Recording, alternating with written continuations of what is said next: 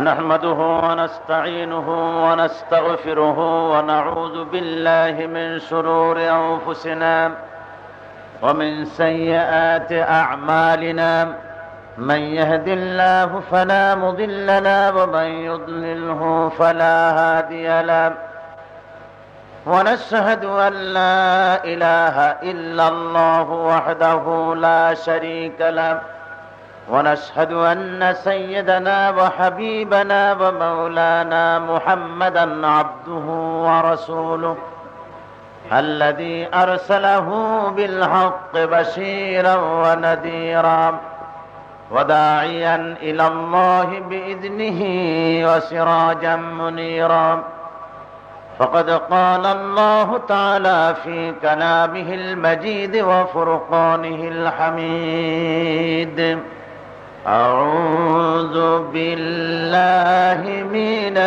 الشيطان الرجيم بسم الله الرحمن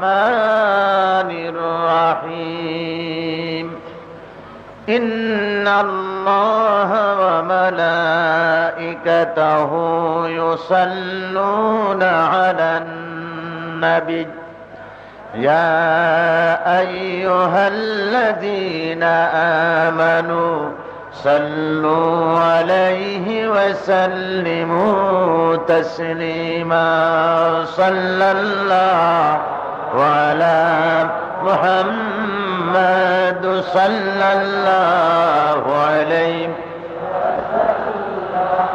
صلى الله على محمد صلى الله عليه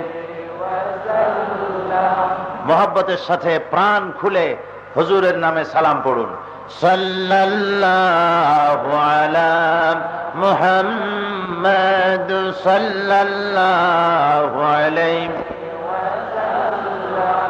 সাল্লাল্লাহু আলা মুহাম্মাদ সাল্লাল্লাহু আলাইহি بلغ العلا بكماله كشف الدجى بجماله حسنت جميع خصاله صلوا عليه محمد مصطفى تمه حبیب پاک داور ہو شفیع سیاہ مشکل کشائے روز محشر ہو بلغ العلا بکمالہ کشف الدجى بجمالہ حسنت جمیع خصالہ صلوا علیہ سراج الملت تمہی فخر دو علم دل بر مولا شریف الانبیاء نصاب کل ادیان دیگر ہو بلغ العلا بکمالہ کشف الدجى بجمالہ حسنت جمیع خصالہ صلوا علیہ আরবের বুকে মক্কার পরে আমিনার যেথায় ঘর খোদার করুণা কৌসার হয়ে ঝরছে বারংবার বালাগাল উলা বিকামালিহি কাশাফাত দুজা বিজামালিহি حسنت جميع خصاله صلوا عليه اللهم آمين ربنا ظلمنا أنفسنا وإن لم تغفر لنا وترحمنا لنكونن من الخاسرين ربنا العالمين 5 দিন ব্যাপী তাফসীরুল কোরআন চট্টগ্রামের আজকের এই দ্বিতীয় দিনে লক্ষ লক্ষ জনতা নিয়ে তোমার দরবারে হাত তুলেছি মেহেরবানি করে আমাদের দুরুদ ও সালাম টুকুন সোনার মদিনায় নবী পাকের রওজা মোবারকে পৌঁছে দাও তাম পৃথিবীর মাটির নিচে যত মুমিন মুমিনাত শুয়ে আছেন তাদের আরো আর পরে সওয়াব পৌঁছায় দাও রব্বুল আলামিন। এই মাহফিলের আয়োজন যারা করেছেন আর হাজারো বাধা বিপত্তি সন্ত্রাসকে উপেক্ষা করে তোমার বান্দাদের যে ঢল নেমেছে মাহফিলে, আয় আল্লাহ কিয়ামতের দিন কোরআনের এই মহব্বতকে আমাদের জন্য নাজাতের ওসিলা বানিয়ে দিও আল্লাহ রব্বুল আলামিন। এই কোরআনের পবিত্র মাহফিলকে কিয়ামত পর্যন্ত তুমি বাংলার জমিনে কবুল করে নিও আল্লাহ। আয় আল্লাহ তাআলা এই মাহফিলে যারা শরীক হয়েছেন, আয় আল্লাহ যেদিন কিয়ামতের ময়দানে পায়ের নিচে হবে তামার মতো মাটি, মাথার উপরে প্রকাণ্ড সূর্যের কিরণ হবে, গুনাহগারের মাথার ঘিলুগুলি ফেটে নাক কান দিয়ে বেয়ে পড়তে লাগবে, জিহ্বাটা কুকুরের মতো ঝুলে নাভিস্থল পর্যন্ত পড়ে যাবে, সারা ময়দানে সারা পড়ে যাবে পানি পানি বলে। ওই দিনে আল্লাহ তোমার হাবিবের কাউসারের পেয়ালা আমাদের সকলের নসিব করে দিও ইয়া রব। करम तू अगर करे वो बात दे जुबां को जो दिल पर असर करे। रब्बना तकब्बल मिन्ना इन्नका अंतस समीउल अलीम व तुब अलैना इन्नका अंतत तव्वाबुर रहीम। सुब्हान रब्बिका रब्बिल इज्जति अम्मा यसिफून व सलामुन अलल मुरसलीन वल्हम्दुलिल्लाहि रब्बिल आलामीन। मोहतरम जनाब सभापति शेखुल हदीस अल्लामा अलहाज हजरत मौलाना शमसुद्दीन साहेब दामत बरकातुहुमुल आलिया, हजरात उलमाए किराम, सम्मानित सुधीमंडली, उपस्थित आमार दीनदार ईमानदार मुसलमान भाईरा, पर्दार आड़ालेर मा ओ बोनेरा, अस्सलामु आलाइकुम व रहमतुल्लाहि व बाराकातुहू।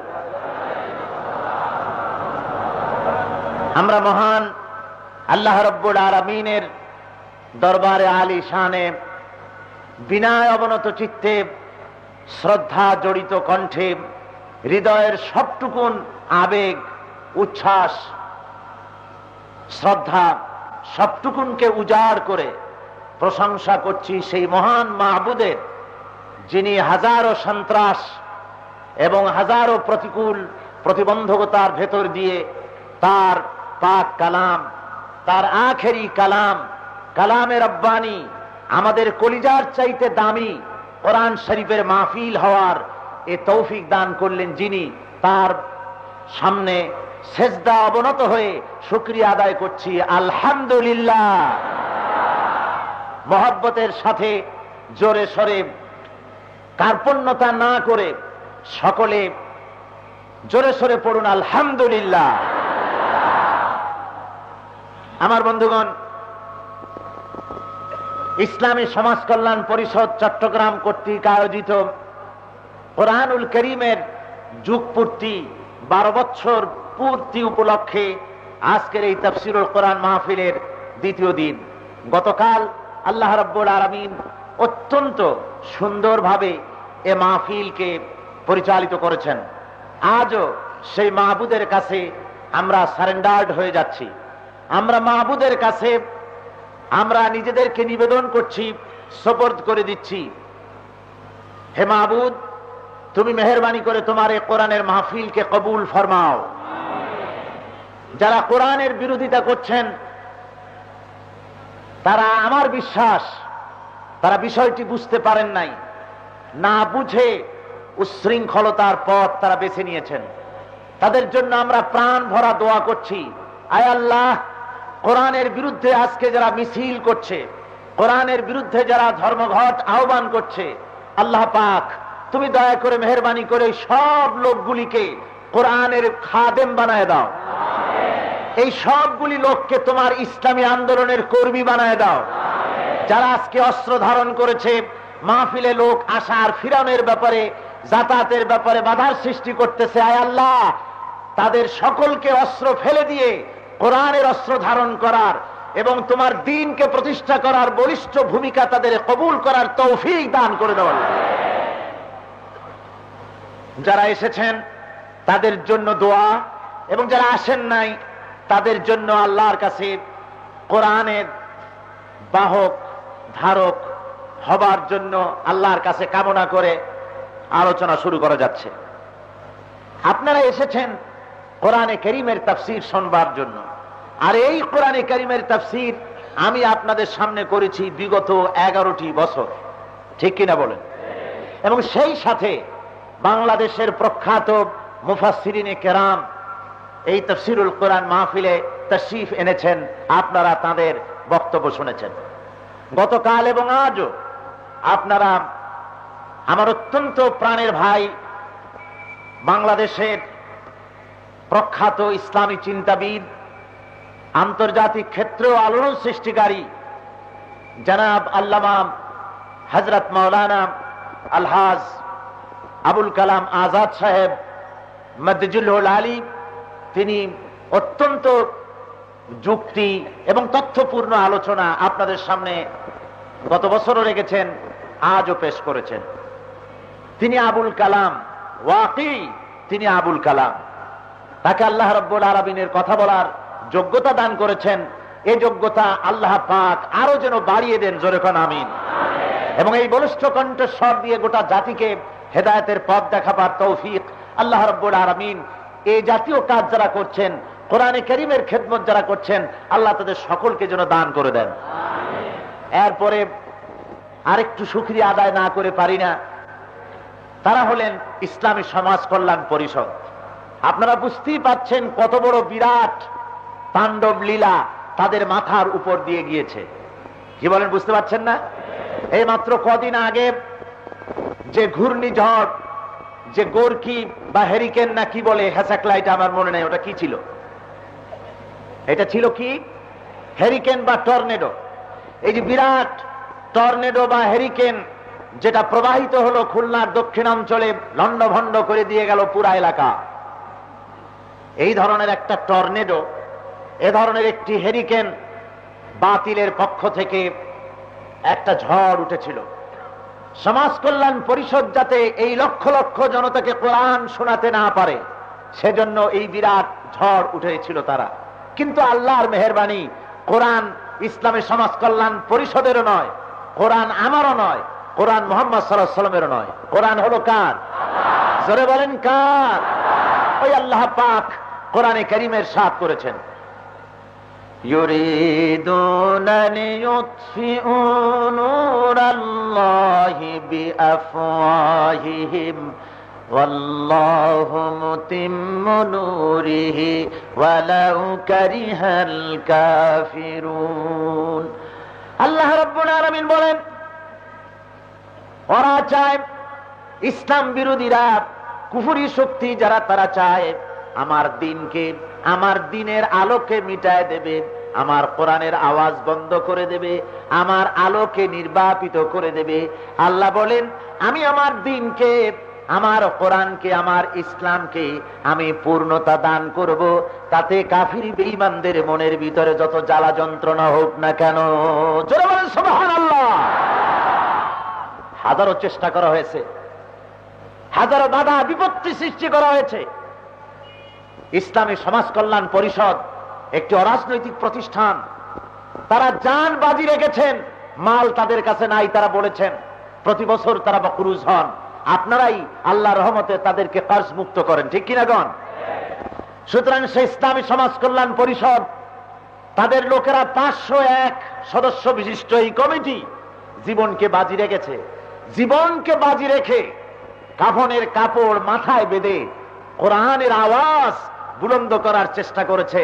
সুতরাং তাদের জন্য দোয়া না করলে নয়, তাদের জন্য আজকে আমি দোয়া করব এই লক্ষ লক্ষ মুসলমান নিয়ে। আয় আল্লাহ, তোমার কোরআনকে, তোমার কোরআনের আওয়াজ বুলন্দ করার জন্য যারা কাফনের কাপড় মাথায় বেঁধে জীবনকে বাজি রেখে এই তাফসীরুল কোরআন মাহফিল অনুষ্ঠানের ব্যাপারে প্রচেষ্টা চালালেন, কামিয়াবের প্রচেষ্টা চালালেন, হে মাহবুব, কিয়ামতের দিন তাদের জন্য জাহান্নামের আগুন হারাম করে দিও আল্লাহ।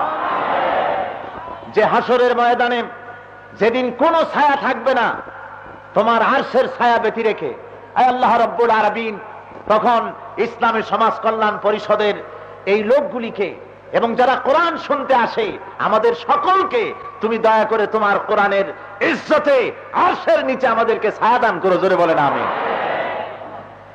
বন্ধুগণ, কোরআন হচ্ছে এমনই এক গ্রন্থ, এমনই এক মহান কিতাব যার ভিতরে কোনো ভুল নাই, জোরে কোন সুবহানাল্লাহ বিহামদিহি।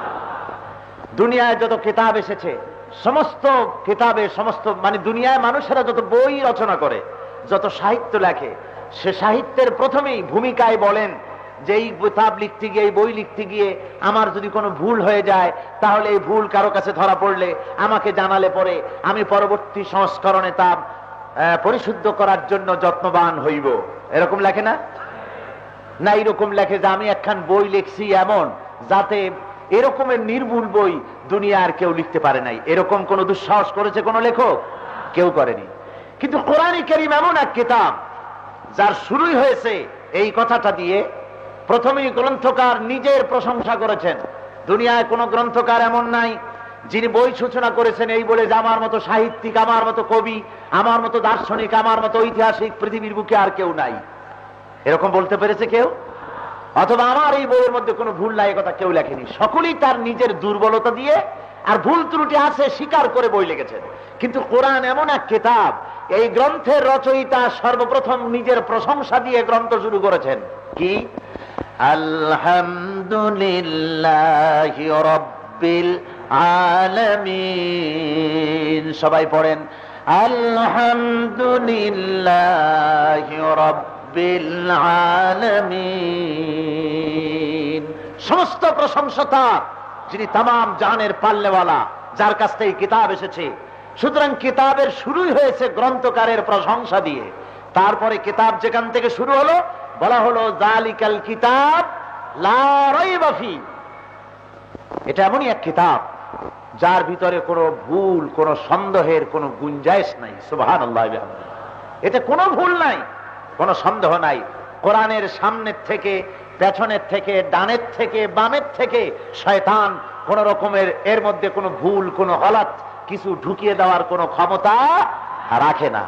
এরপরে কোরআনের ভুল ব্যাখ্যা দেওয়ারও কারো উপায় নাই, যেহেতু কোন ইমানদার লোক কোরআনের ভুল ব্যাখ্যা দিতে পারবে না। তার কারণ রাসূল পাক সাল্লাল্লাহু আলাইহি ওয়াসাল্লাম বলেছেন, যে ব্যক্তি কোরআনের ব্যাখ্যা নিজের মত দিয়ে কোরআনের ব্যাখ্যা দেয় সে যেন তার নিজের জায়গা জাহান্নামে বানায় নেয়। জোরে বলেন নাউজুবিল্লাহ, জোরে বলেন নাউজুবিল্লাহ। সুতরাং কোরআন শরীফের তাফসীর কোন দিনদার ইমানদার যে আল্লাহকে ভয় করে, পরকালকে ভয় করে, জাহান্নামের ভয় যার কলিজায় আছে, কোরআন শরীফের অপব্যাখ্যা, ভুল ব্যাখ্যা প্রদান করা তার পক্ষে আদৌ সম্ভব নয়। কোরআন এমনই এক কিতাব যা বিশ্ববাসীর হেদায়েতের জন্য এসেছে। হুদাল লিন্নাস, গোটা বিশ্ববাসীর জন্য হেদায়েতের গ্রন্থ।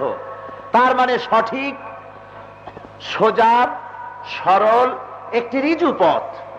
কোরআন ছাড়া আর কেউ দিতে, যারা বলেন দিতে পারে না। একমাত্র কোরআনই দিতে পারে একটি সহজ সরল সঠিক পথের দিশা।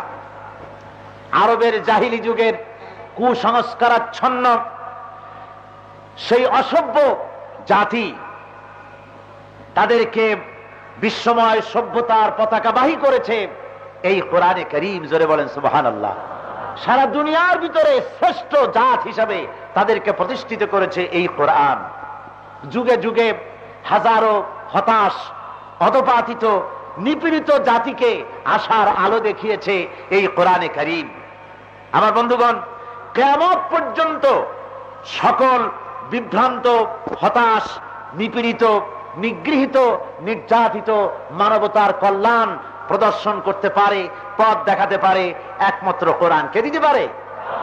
শুধু তাই নয়, বর্তমান যুদ্ধের, পারমাণবিক যুদ্ধের বিভীষিকা এবং বিশ্বময় সন্ত্রাস, হতাশা ইত্যাদি থেকে একটি সঠিক পথ যদি পেতে হয় তাহলে কোরআনে কারীমের কোনো বিকল্প নাই। কি বলেন, আছে নাকি কোনো বিকল্প?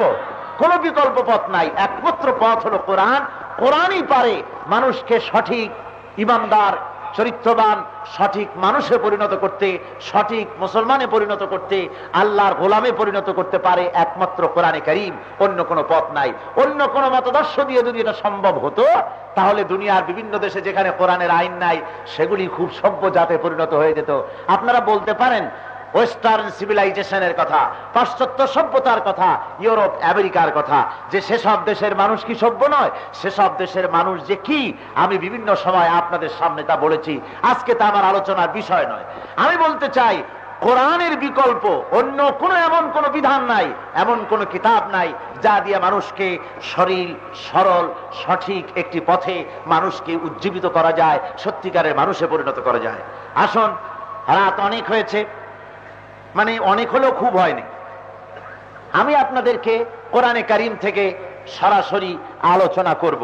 সেখান থেকে আলোচনা করতে চাই যেখান থেকে মানুষের মৌলিক চিন্তা গঠন করার জন্য, মানুষকে বিশেষ করে মুসলমানদেরকে সত্যিকার মুসলমান বানাবার জন্য, সত্যিকারের মুত্তাকি বানাবার জন্য, সত্যিকারের মুমিন বানাবার জন্য আল্লাহ রাব্বুল আলামিন যে জায়গাটিতে বলেছেন, আমি সেখান থেকে আপনাদের সামনে সেই মৌলিক কথাগুলি বলবো, যে কথাগুলি আপনার আমার বিশ্ববাসী সকলের জন্য জরুরি। চলুন কোরআন থেকে আলোচনা শুরু করা যাক। আর এই আলোচনা শুরুর আগে শয়তানের ওয়াসওয়াসা থেকে আরেকবার পানাহ চাই। একবার তো আপনারা আমার সাথে বলেছেন, আবারও আসুন। কোরআনের আলোচনা শুনতে হলে, কোরআন তেলাওয়াত করতে হলে আল্লাহ বলেছেন শয়তানের ওয়াসওয়াসা থেকে আমার কাছে পানাহ চাও। তার কারণ হলো এই যে শয়তান এমন এক চিজ যে ওর থেকে পৃথিবীর কোন গভর্নমেন্ট পানাহা দিতে পারে না। পারে নাকি? এই মাহফিলের চতুর্দিকে স্টেন গান, ব্রেন গান, এলএমজি, তারপরে কি কয় আপনার নানান রকমের অস্ত্রপাতি যত কিছু আছে, সব যদি আপনারা চতুর্দিকে ফিরায় ধরেন, ঘুরায় ধরেন, শয়তানের মাহফিলে প্রবেশ হওয়ার পথ বন্ধ করা যাবে? যাবে না। শয়তান থেকে আশ্রয় দিতে পারেন একমাত্র কে পারেন? পড়েন আমার সাথে, আউযু বিল্লাহি মিনাশ শাইতানির রাজীম, বিসমিল্লাহির রাহমানির রাহিম। বিতাড়িত মরদুদ শয়তানের ওয়াসওয়াসা থেকে পানাহ চাই পরম করুণাময় আল্লাহ রাব্বুল আলামিনের নামে। শুরু করা যাচ্ছে। লাইসাল বিররা আন তুওয়াল্লু বুজুহাকুম কিবালাল মাশরিকি ওয়াল মাগরিবি ওয়ালাকিন্নাল বিররা মান আমানা বিল্লাহ من آمن بالله واليوم الآخر والملائكة والكتاب والنبيين وآتى المال على حبه ذوي القربى واليتامى والمساكين وابن السبيل والسائلين وفي الرقاب وأقام الصلاة وآتى الزكاة والموفون بعهدهم إذا عاهدوا والصابرين في البأساء والضراء وحين البأس أولئك الذين صدقوا وأولئك هم المتقون صدق الله العظيم। সূরা বাকারা এটি দ্বিতীয় পারা 22তম রুকু। এই রুকুটিতে আল্লাহ রাব্বুল আলামিন মুমিনদেরকে, বিশেষ করে মুসলমানদেরকে যারা ঈমান এনেছে, তাদেরকে আল্লাহ রাব্বুল আলামিন বলছেন, তোমরা পূর্ব দিকে মুখ ঘুরালে কি পশ্চিম দিকে, এটাই প্রকৃতপক্ষে মুমিন হওয়ার জন্য এটাই একমাত্র ব্যাপার নয়। পূর্ব দিকে পশ্চিম দিকে মুখ ঘুরালে, সেজদা দিলে, এটাই একমাত্র তোমাদের জন্য প্রকৃতপক্ষে মুমিন হওয়ার ব্যাপার নয়। বরং প্রকৃতপক্ষে মুমিন হওয়ার জন্য ওয়ালাকিন্নাল বিররা মান আমানা বিল্লাহ ওয়াল ইয়াউমিল আখির, প্রকৃতপক্ষে মুমিন হওয়ার জন্য, মুত্তাকি হওয়ার জন্য আল্লাহর উপরে বিশ্বাস স্থাপন করতে হবে। মুমিন হতে হলে পরকালকে বিশ্বাস করতে হবে, ফেরেশতা, কিতাব, নবী, নবিয়্যিন তাদের উপরে বিশ্বাস স্থাপন করতে হবে। আর আল্লাহ এবং রাসূলের মহব্বতে উদ্বুদ্ধ হয়ে নিকটবর্তী আত্মীয়, ইয়াতীম, মিসকিন, পথচারী, প্রবাসী এবং প্রার্থী আর গলদেশ মুক্তিদানের ব্যাপারে সাহায্যের হাতকে সম্প্রসারিত করতে হবে। নামাজকে প্রতিষ্ঠা করতে হবে, যাকাতকে আদায় করতে হবে এবং ওয়াদা পালন করতে হবে। আর ধৈর্য ধারণ করতে হবে বিপদে, মুসিবতে, সংঘর্ষে সব সময়ের জন্য। এই কাজগুলি যারা করতে পারবে তারাই হলো সত্যবাদী ঈমানের দাবিতে, আর তারাই হলো মুত্তাকি। এখানে আল্লাহ রাব্বুল আলামিন 10টি শর্ত আরোপ করেছেন। কটি শর্ত বলুন? মোট 10টি শর্ত এখানে আল্লাহ রাব্বুল আলামিন আরোপ করেছেন। এই 10টি শর্ত আমাদের ভেতরে যদি থাকে তাহলে আমরা প্রকৃতপক্ষের মুমিন হতে পারবো। আর এই 10টি শর্ত যদি আমাদের মধ্যে না পাওয়া যায় তাহলে মুখে মুখে আমরা নিজেদেরকে মুমিন বলে দাবি করব, মুত্তাকি বলে দাবি করব, আসলে আমরা মুমিন মুত্তাকি আল্লাহর দৃষ্টিতে হতে পারবো না।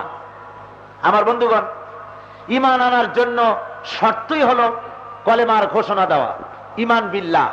একজন মুসলমান কলেমা পড়ল, লা ইলাহা ইল্লাল্লাহু মুহাম্মাদুর রাসূলুল্লাহ। জোরে সরে পড়েন, লা ইলাহা ইল্লাল্লাহ, লা ইলাহা ইল্লাল্লাহ, লা ইলাহা ইল্লাল্লাহু মুহাম্মাদুর রাসূলুল্লাহ। এই কলেমার ভিত্তিতে, এই কলেমার সূত্র ধরে সে নিজেকে মুমিন বলে দাবি করেছে ঠিকই, কিন্তু মুমিন হওয়ার জন্য যে সমস্ত শর্ত শরায়েত আছে সেগুলি সে বুঝতেও পারে নাই অনেক ক্ষেত্রে, এবং এগুলি গ্রহণও করতে পারেনি। আমি কোরআনে কারীমের এই আয়াতের ব্যাখ্যা করার আগে আরেকটি জিনিসের ব্যাখ্যা প্রদান করা জরুরি বোধ করছি। সেটি হলো এই যে মানুষকে সর্বপ্রথম তার নিজের সম্পর্কে একটা ধারণা হওয়া দরকার। সেই ধারণাটা হলো এই, আবহমান কাল থেকে এই পৃথিবীতে মানুষেরা নিজের সম্পর্কে দুই ধরনের ধারণা করেছে। একদিকে কেউ নিজেকে ধারণা করেছে অনেক বড়, আবার নিজেকে ধারণা করেছে অনেক নিচু। যেমন কেউ কেউ বলেছে মান আসাদ্দু মিন্না কুওয়া আনা রাব্বুকুমুল আলা, আমার চাইতে বড় শক্তিধর আর কে আছে। আবার কেউ কেউ বলেছে যে আমি হলাম তোমাদের একমাত্র প্রভু, আমার চাইতে বড় প্রভু তোমাদের জন্য আর কেউ নাই। একদিকে সুপিরিয়রিটি কমপ্লেক্স, আর একদিকে ইনফেরিয়রিটি কমপ্লেক্স।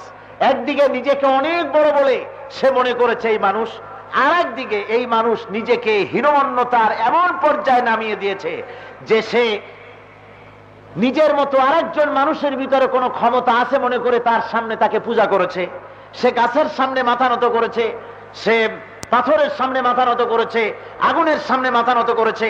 এই সব জিনিসের শক্তি আছে বলে সে মনে করেছে। এমনি করে মানুষ দ্বিধা দ্বন্দ্বে পতিত হয়ে গিয়েছে, এবং মানুষকে তারা খোদার পুত্র বলেছে। এই মানুষেরাই হযরতে ঈসা আলাইহিস সালাম সম্পর্কে নাসারারা বলেছে, ঈসা আলাইহিস সালামকে তারা বলেছে ওয়াকালাতিন নাসারাল মাসীহ ইবনুল্লাহ। খ্রিস্টানেরা বলেছে মসিহ হলো আল্লাহর পুত্র। আপনারা বলেন নাউযুবিল্লাহ। ইহুদিরা তারা বলল আমরা বাদ যাব কেন? ওরা বলল ওয়াকালাতিল ইয়াহুদু উযাইরুন ইবনুল্লাহ। ইহুদিরা তারা বলল আমরা হলাম, আমাদের উযাইর হলেন আল্লাহর পুত্র। দুই দলে যখন ঝগড়া লেগে গেল, এই ঝগড়ায় দোনো দল একত্রিত হয়ে বলল যে আমরা শুধু ঈসা আলাইহিস সালাম আর শুধু উযাইরকে যদি আল্লাহর পুত্র বলি তাহলে আমাদের মধ্যে এই ঝগড়া অব্যাহত থাকবে। সুতরাং আমরা একটা কথায় ঐক্যবদ্ধ হই, সেটা হলো এই, ঈসা আলাইহিস সালাম এবং উযাইর আলাইহিস সালাম তারা আল্লাহর পুত্র ঠিকই, সেই সাথে নাহনু আবনাউল্লাহ, আমরা ইহুদিরা নাসারারা কেউ বাদ পড়ি নাই, আমরাও আল্লাহর পুত্র, আল্লাহর আমরা প্রিয় পাত্র। জোরে কন নাউযুবিল্লাহি মিন যালিক। এভাবে মানুষ একদিকে নিজেকে অনেক বড় মনে করেছে, এবং আরেকদিকে নিজের মতো আরেকটা মানুষের সামনে তাদের মাথা নত করে দিয়েছে। হযরত ঈসা আলাইহিস সালাম সম্পর্কে খ্রিস্টানেরা মনে করে যে তিনি হলেন মানুষের ত্রাণকর্তা এবং তাকে খোদার পুত্র বলে তারা ঘোষণা করেছে। পৃথিবীতে কোটি কোটি মানুষ এমন আছে যারা গাছের মধ্যে শক্তি আছে, মাটির মধ্যে শক্তি আছে, পাথরের মধ্যে শক্তি আছে মনে করে তাদেরকে পূজা করে, শ্রদ্ধা করে। এমনি করে মানুষরা দুই শ্রেণীতে বিভক্ত হয়েছে। কোরআনের আমি যেখানে তেলাওয়াত করেছি ওখান থেকে আলোচনা করার আগে, ব্যাখ্যা করার আগে মানুষ আসলে তার মর্যাদাটা কি এবং ইমানের মূল সূত্র কি সে কথাটিকে আপনাদের সামনে বুঝিয়ে দেওয়া প্রয়োজন বলে আমি বোধ করছি। মানুষের প্রকৃত মর্যাদা কি, সেই মর্যাদা সম্পর্কে এই দুই চরম মতবাদকে বাতিল করে দিয়ে ইসলাম একটি সহজ সরল পথ মানুষের সামনে টেনে ধরেছে। বলা হয়েছে তুমি নিজেকে যত বড় মনে করো আসলে তুমি তত বড় নয়, তুমি তত বড় নয়। তুমি নিজেকে মনে করো বিরাট ক্ষমতার মালিক, আসলে তুমি কোনো ক্ষমতার মালিক নও। আল্লাহ রাব্বুল আলামিন বলেন,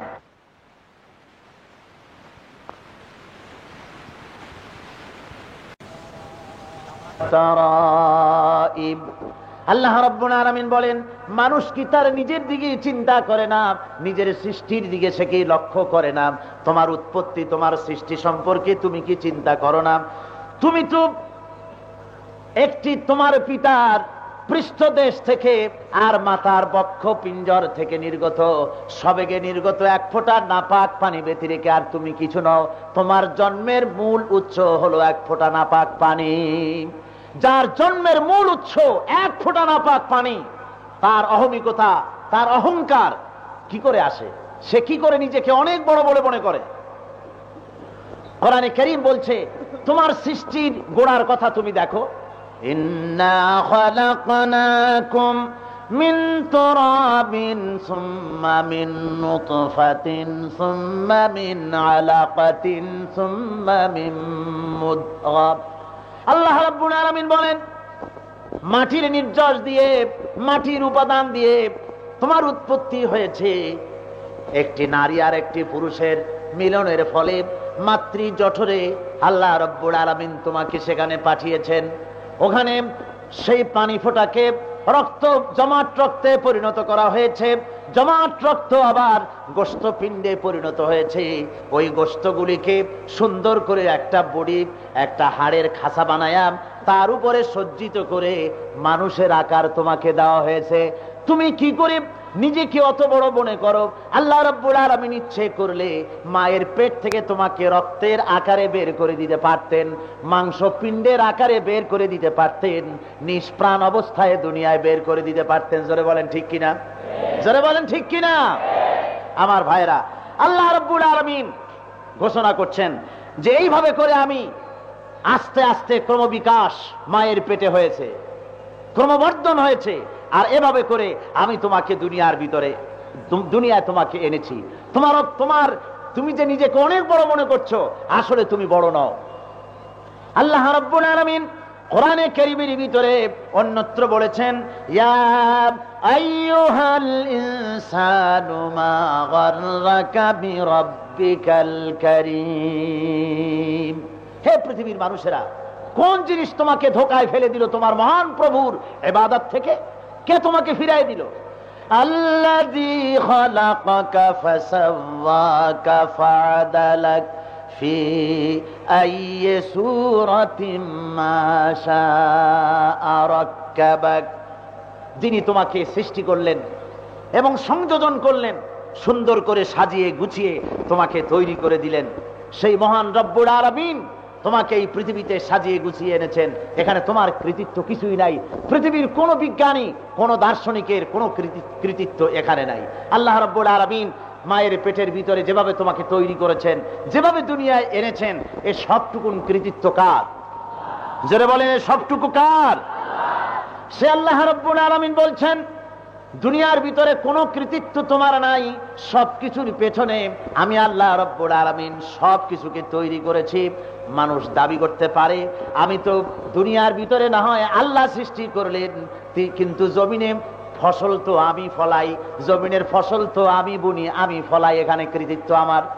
আল্লাহ রাব্বুল আলামিন জবাবে বলেন, আফারাআইতুম মা তাহরুসুন আআনতুম তাজরাউনাহু আম নাহনুজ যারিউন। এই জমিনের ক্ষেত খামার, এই ফসল উৎপাদন কে করে? বীজকে অঙ্কুরিত কে করে দেয়? তুমি করো না, আল্লাহ করেন। জোরে বলেন, কে করেন? আল্লাহ রাব্বুল আলামিন বলেন, জমিনে ফসল হওয়ার পরে মানুষেরা এই ফসল দেখে, আপনারাও দেখেছেন, জমিনে যখন ফসল খুব ভালো হয়, ফলন খুব ভালো হয়ে যায়, মানুষেরা তখন মোষে তেল মেখে, গোপে তেল মেখে আনন্দ করে যে এবার খুব ভালো করে খাবো, ভালো করে অনেক কাজ করব, গান বাজনা করব, এমনি করে কত আনন্দ করে জমিনে বেশি ভালো ফলন দেখে, বেশি জমিনের ফসল দেখে। রব্বুল আলামিন বলেন, লাউ নাশাউ লাজআলনাহু হুতামান ফাযানতুম তাফাক্কাহুন। হে মানুষ, তুমি যে ফসল দেখে অহমিকতা করছো, মনে করছো তুমি ভালো আছো, আমি যদি ইচ্ছে করি গোটা ফসল কুটায় পরিণত করে দিতে পারি। তুমি তখন কি বলবে? তখন তুমি বলবে, বাল নাহনু মাহরুমুন, আমি মাহরুম হয়ে গেলাম, বঞ্চিত হয়ে গেলাম। তুমি তখন নিজের কপালে করাঘাত, কষাঘাত করতে থাকবে, আর কিছুই করতে পারবে না। এই যে দক্ষিণ অঞ্চলে এবার বন্যা হলো, যে বিরাট ঝড় হলো, দক্ষিণ খুলনা, বাংলাদেশের দক্ষিণাঞ্চলে এর চাইতে ভালো ফলন বিগত 30 বছরের মধ্যে হয় নাই বলে সেখানকার লোকেরা বলেছে। সমস্ত মাঠ সেখানে সব কুটায় পরিণত হয়ে গিয়েছে, ফসল সব ধ্বংস হয়ে গিয়েছে, সব চিটায় পরিণত হয়ে গিয়েছে। আগামীতে মানুষ কি খাবে আল্লাহ ভালো করে জানেন। আমার বন্ধুগণ, আল্লাহ রাব্বুল আলামিন বলছেন, তোমার কৃতিত্ব কোথায়? সবকিছুর পেছনে ক্ষমতাটা কার? জোরে বলেন, কার?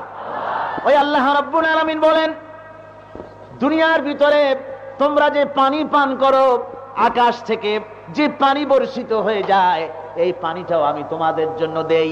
এই পানিটাও তোমরা বানাও না। সমুদ্রের ভিতরে লবণাক্ত পানিগুলি আমি আকাশে উঠাই। আল্লাহ রাব্বুল আলামিন বলেন, আফারাআইতুমুল মাআল্লাযী তাশরাবুন, তোমরা দেখো না যে আকাশ থেকে যে পানি বর্ষিত হয়, যেটা তোমরা পান করো, আনতুম আনজালতুমুহু মিনাল মুজনি আম নাহনুল মুনজিলুন, আকাশ থেকে ওই পানি কে বর্ষায়? তুমি না আমি? জোরে চিল্লায় বলেন, কে? আল্লাহ রাব্বুল আলামিন বলেন, পানি থেকে আকাশ আমি বর্ষায় দিলাম। সমুদ্রের নোনা পানি আকাশে উঠাবার পর ওই পানি কিন্তু যখন বর্ষিত হয়, নোনা থাকে না, মিষ্টি হয়। কি হয়? মহান আল্লাহ রাব্বুল আলামিন বলেন, লাউ নাশাউ জাআলনাহু উজাজান ফালাউলা তাশকুরুন। এরে বান্দা, ইচ্ছে করলে আমি ওই পানি লবণাক্ত আকারে নাজিল করতে পারতাম, বর্ষণ করতে পারতাম। আমি নোনা পানি দিলে পরে জমিনের ফসল নষ্ট হয়ে যেত, তোমরাও পানি পান করতে পারতে না। আমি আল্লাহ রাব্বুল আলামিন নোনা পানি উঠায়া মিষ্টি করে তোমাদের জন্য নাজিল করে দিলাম। জোরে বলেন সুবহানাল্লাহ। এজন্য কোনো পয়সা চাই নাই। কি বলেন, আল্লাহ পয়সা চাইছেন নাকি? বৃষ্টি হয়েছে বছরে এত কিউসেক পানি বৃষ্টি হয়েছে, এত ইঞ্চি বৃষ্টি আমি দিছি, সুতরাং এর এত ইউনিট হারে এত বিল হয়েছে। বাংলাদেশ গভর্নমেন্টের কাছে আল্লাহ এরকম কোন বিল পাঠাইছে নাকি? আল্লাহ কোনো বিল চান নাই।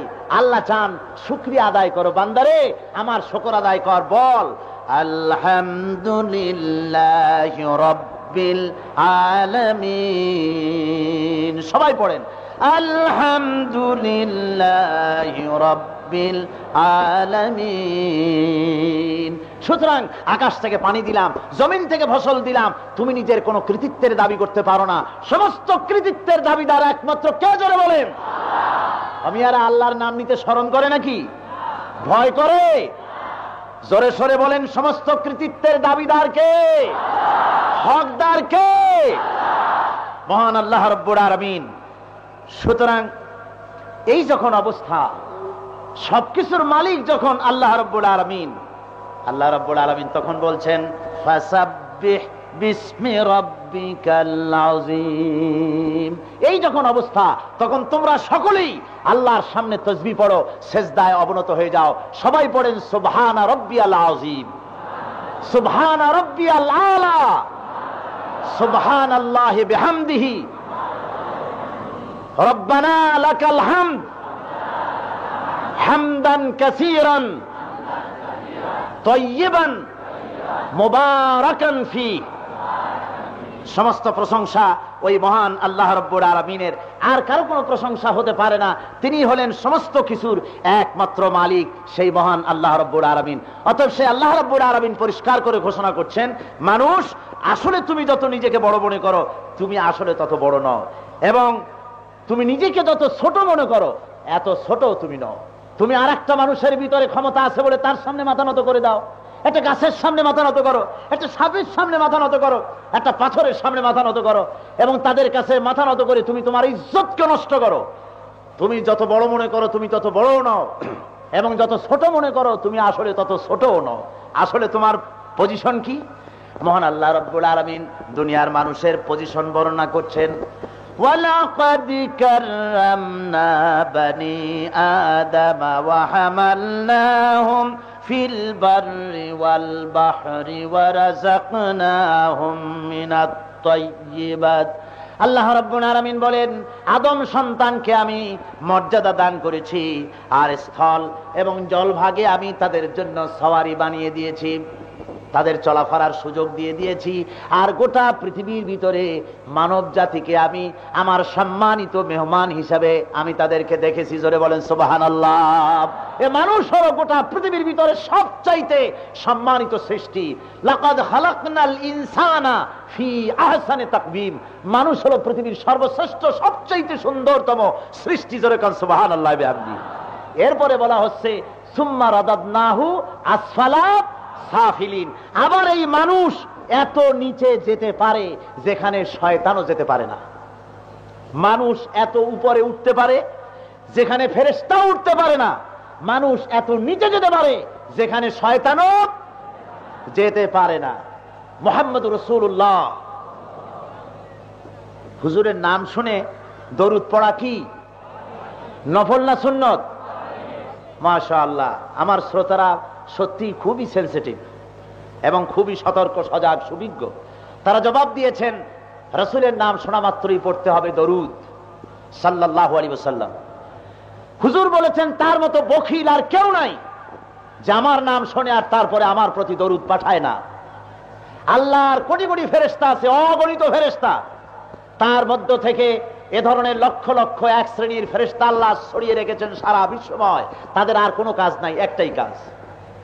আবু দাউদ শরীফের হাদিসে এসেছে, আল্লাহর নবী বলেন, ওই ফেরেশতাদের শুধু একটাই কাজ, সেটা হলো এই দুনিয়ার কোন প্রান্তে কোন মানুষ যদি আমার প্রতি দরুদ পড়ে, ওই ফেরেশতাদের কাজ হলো তারা ওই দরুদকে মুখে করে নিয়ে মদিনায় এসে আমার কাছে পৌঁছে দেওয়া।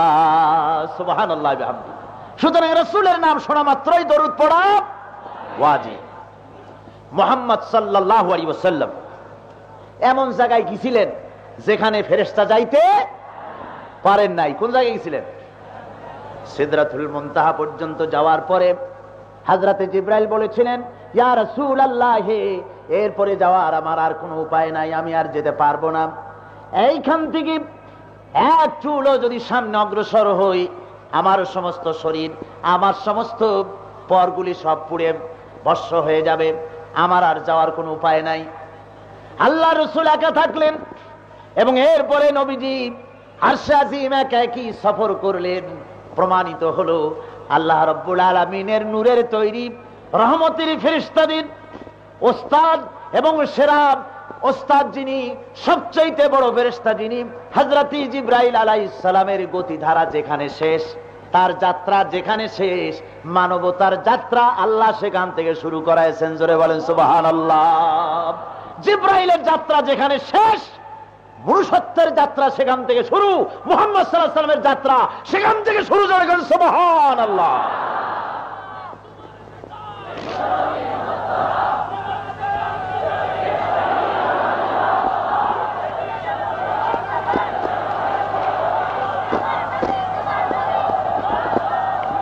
আমার বন্ধুগণ, আমার নেতা, তোমার নেতা বিশ্বনবী মুস্তাফা সাল্লাল্লাহু আলাইহি ওয়াসাল্লাম, এই স্লোগান আপনাদের কাছে পরিচিত না, না অপরিচিত?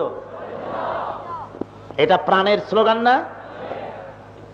আমার কাছে লাগে নারায়ে তাকবীর আল্লাহু আকবারের পরে তোমার নেতা আমার নেতা বিশ্বনবী মুস্তাফা সাল্লাল্লাহু আলাইহি ওয়াসাল্লাম, এর চাইতে বড় স্লোগান আর হয় না। এটা ইমানের দাবির স্লোগান। সুতরাং এই স্লোগানটা যখন উঠলো, অনেকে ধরলেন আর অনেকে চুপ করে বসেছিলেন। তাহলে তারা কি মনে করেন মুহাম্মদ সাল্লাল্লাহু আলাইহি ওয়াসাল্লাম তাদের নেতা নন? হুজুর আমাদের সকলের নেতা, বিশ্ববাসীর নেতা, ঠিক কিনা গণ? জোরে বলেন ঠিক কিনা? সুতরাং জোরে সোরে চিল্লায় জবাব দেন, তোমার নেতা আমার নেতা কে? বসা মানুষ, দাঁড়ানো মানুষ, সবাই জবাব দিবেন, তোমার নেতা আমার নেতা কে?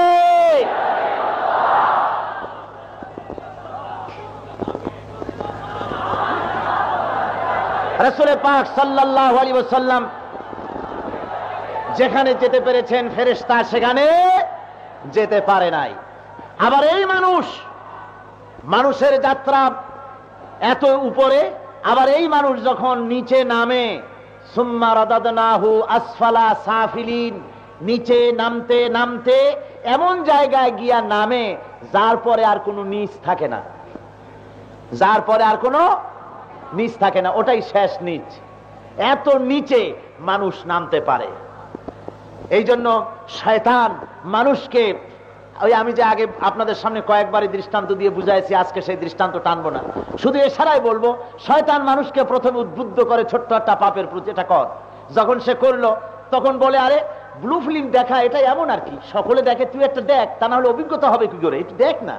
হ্যাঁ, অভিজ্ঞতা হওয়া দরকার সব জিনিস সম্পর্কে। অসওয়াসার শয়তানের কায়দা আছে, বিজ্ঞান সম্মত অসওয়াসা, সায়েন্টিফিক প্রসেস। কয় যে একটু দেখ না, ক্ষতি কি?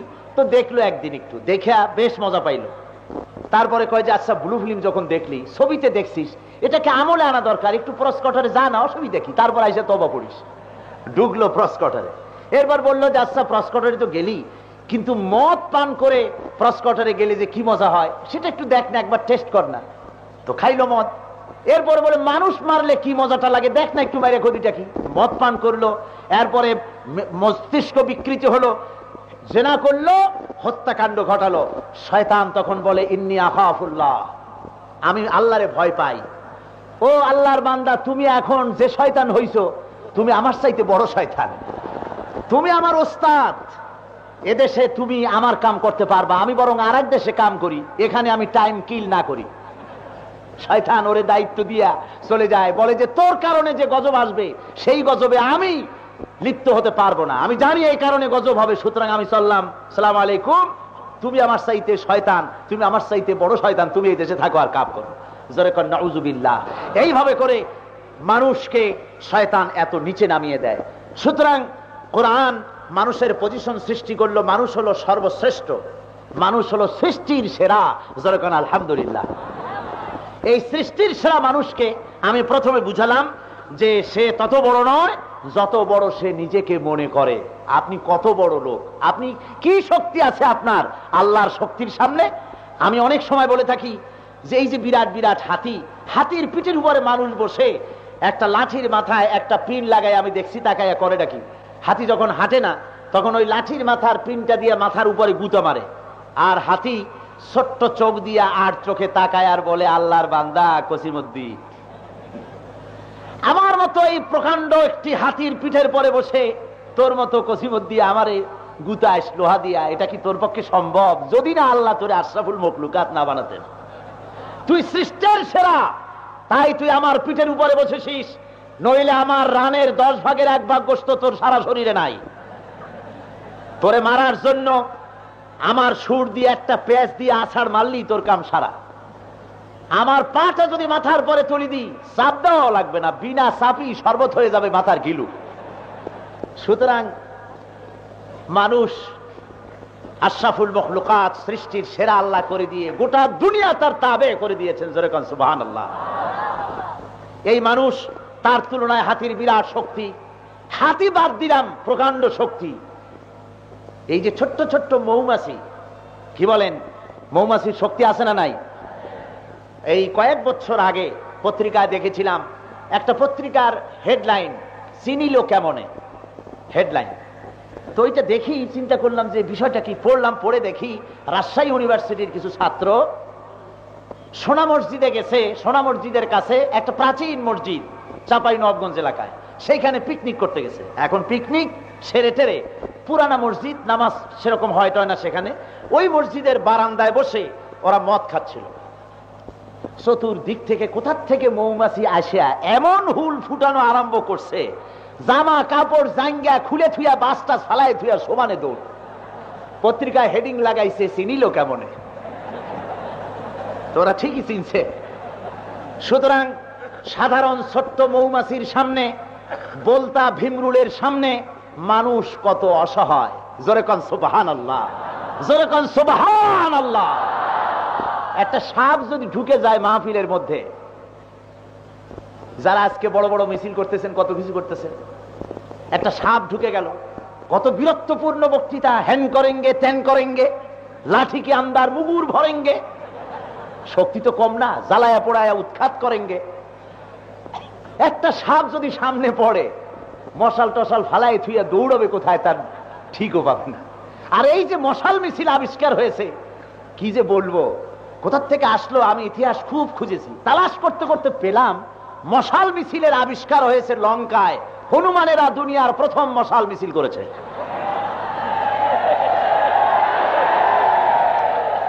লঙ্কাকে পুড়িয়ে দেওয়ার জন্য রাবণ হনুমানের লেজে আগুন লাগিয়ে দিয়েছিল। লাফিয়ে লাফিয়ে পড়ে পড়ে তারা বাড়ি বাড়িতে আগুন জ্বালিয়েছিল। ইতিহাসে পাওয়া যায় এখান থেকে মশাল মিছিলের আবিষ্কার হয়েছে। জোরে কোন নাউজুবিল্লাহ। সুতরাং এই মিছিল যারা করছেন, আগুন নিয়ে যারা খেলছেন, আমি বলতে চাই আল্লাহর এই সামান্য সৃষ্টির সামনে আল্লাহ ইচ্ছে করলে দেখেন না, আব্রাহা বাদশাকে আব্রাহা বাদশা গিয়েছিল, তার সমস্ত দলবল হাতি গোষ্ঠী সুদ্ধা নিয়ে গিয়েছিল কোথায়? কাবা শরীফ ভাঙ্গে ফেলাবে। কাবা শরীফের মোতোয়াল্লিরা তখনকার যারা ছিলেন, আব্দুল মুত্তালিব রাসূলের দাদা, তিনি তার ওই আব্রাহার কাছে তিনি চলে গেলেন, যে তার কাছে দাবি করলেন আমার উট ছাগল ভেড়া যে তোমার লোকেরা এনেছে সেগুলি ফিরিয়ে দাও। আব্রাহা বলল, আমি বড় আশ্চর্য হচ্ছি, তোমাদের খোদার ঘর, তোমাদের আল্লাহর ঘর আমি ভাঙতে এসেছি, তুমি সে ব্যাপারে আমার সঙ্গে কোনো কথা না বলে তুমি সামান্য উট আর ছাগল ভেড়া আমার কাছে দাবি করতেছো, আমি তো বড় আশ্চর্য হয়ে যাচ্ছি। আব্দুল মুত্তালিব রাসূলের দাদা বলছেন, আব্রাহা, আমি এই ঘরের মালিক নই, আমি যার মালিক সেসব জিনিস তোমার কাছে ফিরাই নিতে আসছি। আমি হলাম উট আর ছাগলগুলার মালিক, ওগুলি আমার, ওগুলা ফিরাই নিতে আসছি। আর যে ঘর তুমি ভাঙতে এসেছো, আমি ঘরের মালিকের কাছে ঘর সুবর্দ করে আসছি, তুমি ভাঙতে যাও। আল্লাহ রাব্বুল আলামিন ফয়সালা করেন নাই? পড়েন, আলাম তারা কাইফা ফাআলা রাব্বুকা বিআসহাবিল ফিল আলাম ইয়াজআল কাইদাহুম ফি তাদলিল ওয়া আরসালা আলাইহিম তায়রান আবাবিল তারমিহিম বিহিজারাতিম মিন সিজ্জিল ফাজআলাহুম কাআসফিম মাআকুল। সাদাকাল্লাহুল আযীম। সেই আসহাবে ফিলের সঙ্গে আল্লাহ কি ব্যবহার করলেন? কামান বন্দুক আল্লাহ পাঠান নাই, আবাবিল পাঠালেন। ছোট্ট ছোট্ট পাখিরা সব উড়ে এলো, মুখে ছিল তাদের ছোট্ট ছোট্ট দানা।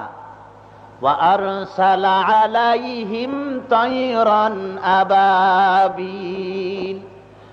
এই বিরাট পাখি বাহিনী, ছোট্ট ছোট্ট বাহিনীর মুখে ছিল কি? পাথর। কি ছিল? তারমিহিম বিহিজারাতিম মিন সিজ্জিল। তাদের মুখের থেকে পাথরগুলি ছেড়ে দিল।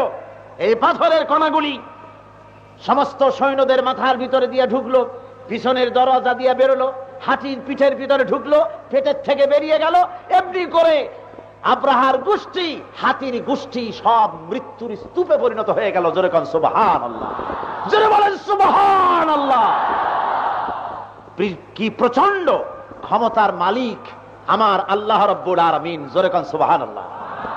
ওই আল্লাহ কি সিজদা করতে হবে? তার চাইতে বড় শক্তিধর আর কেউ নাই। আছে? সেই আল্লাহর কোরআনে। কোরআন কার?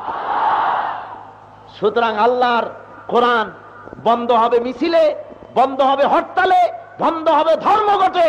পাগলে বিশ্বাস করতে পারে, কোন মুসলমান বিশ্বাস করতে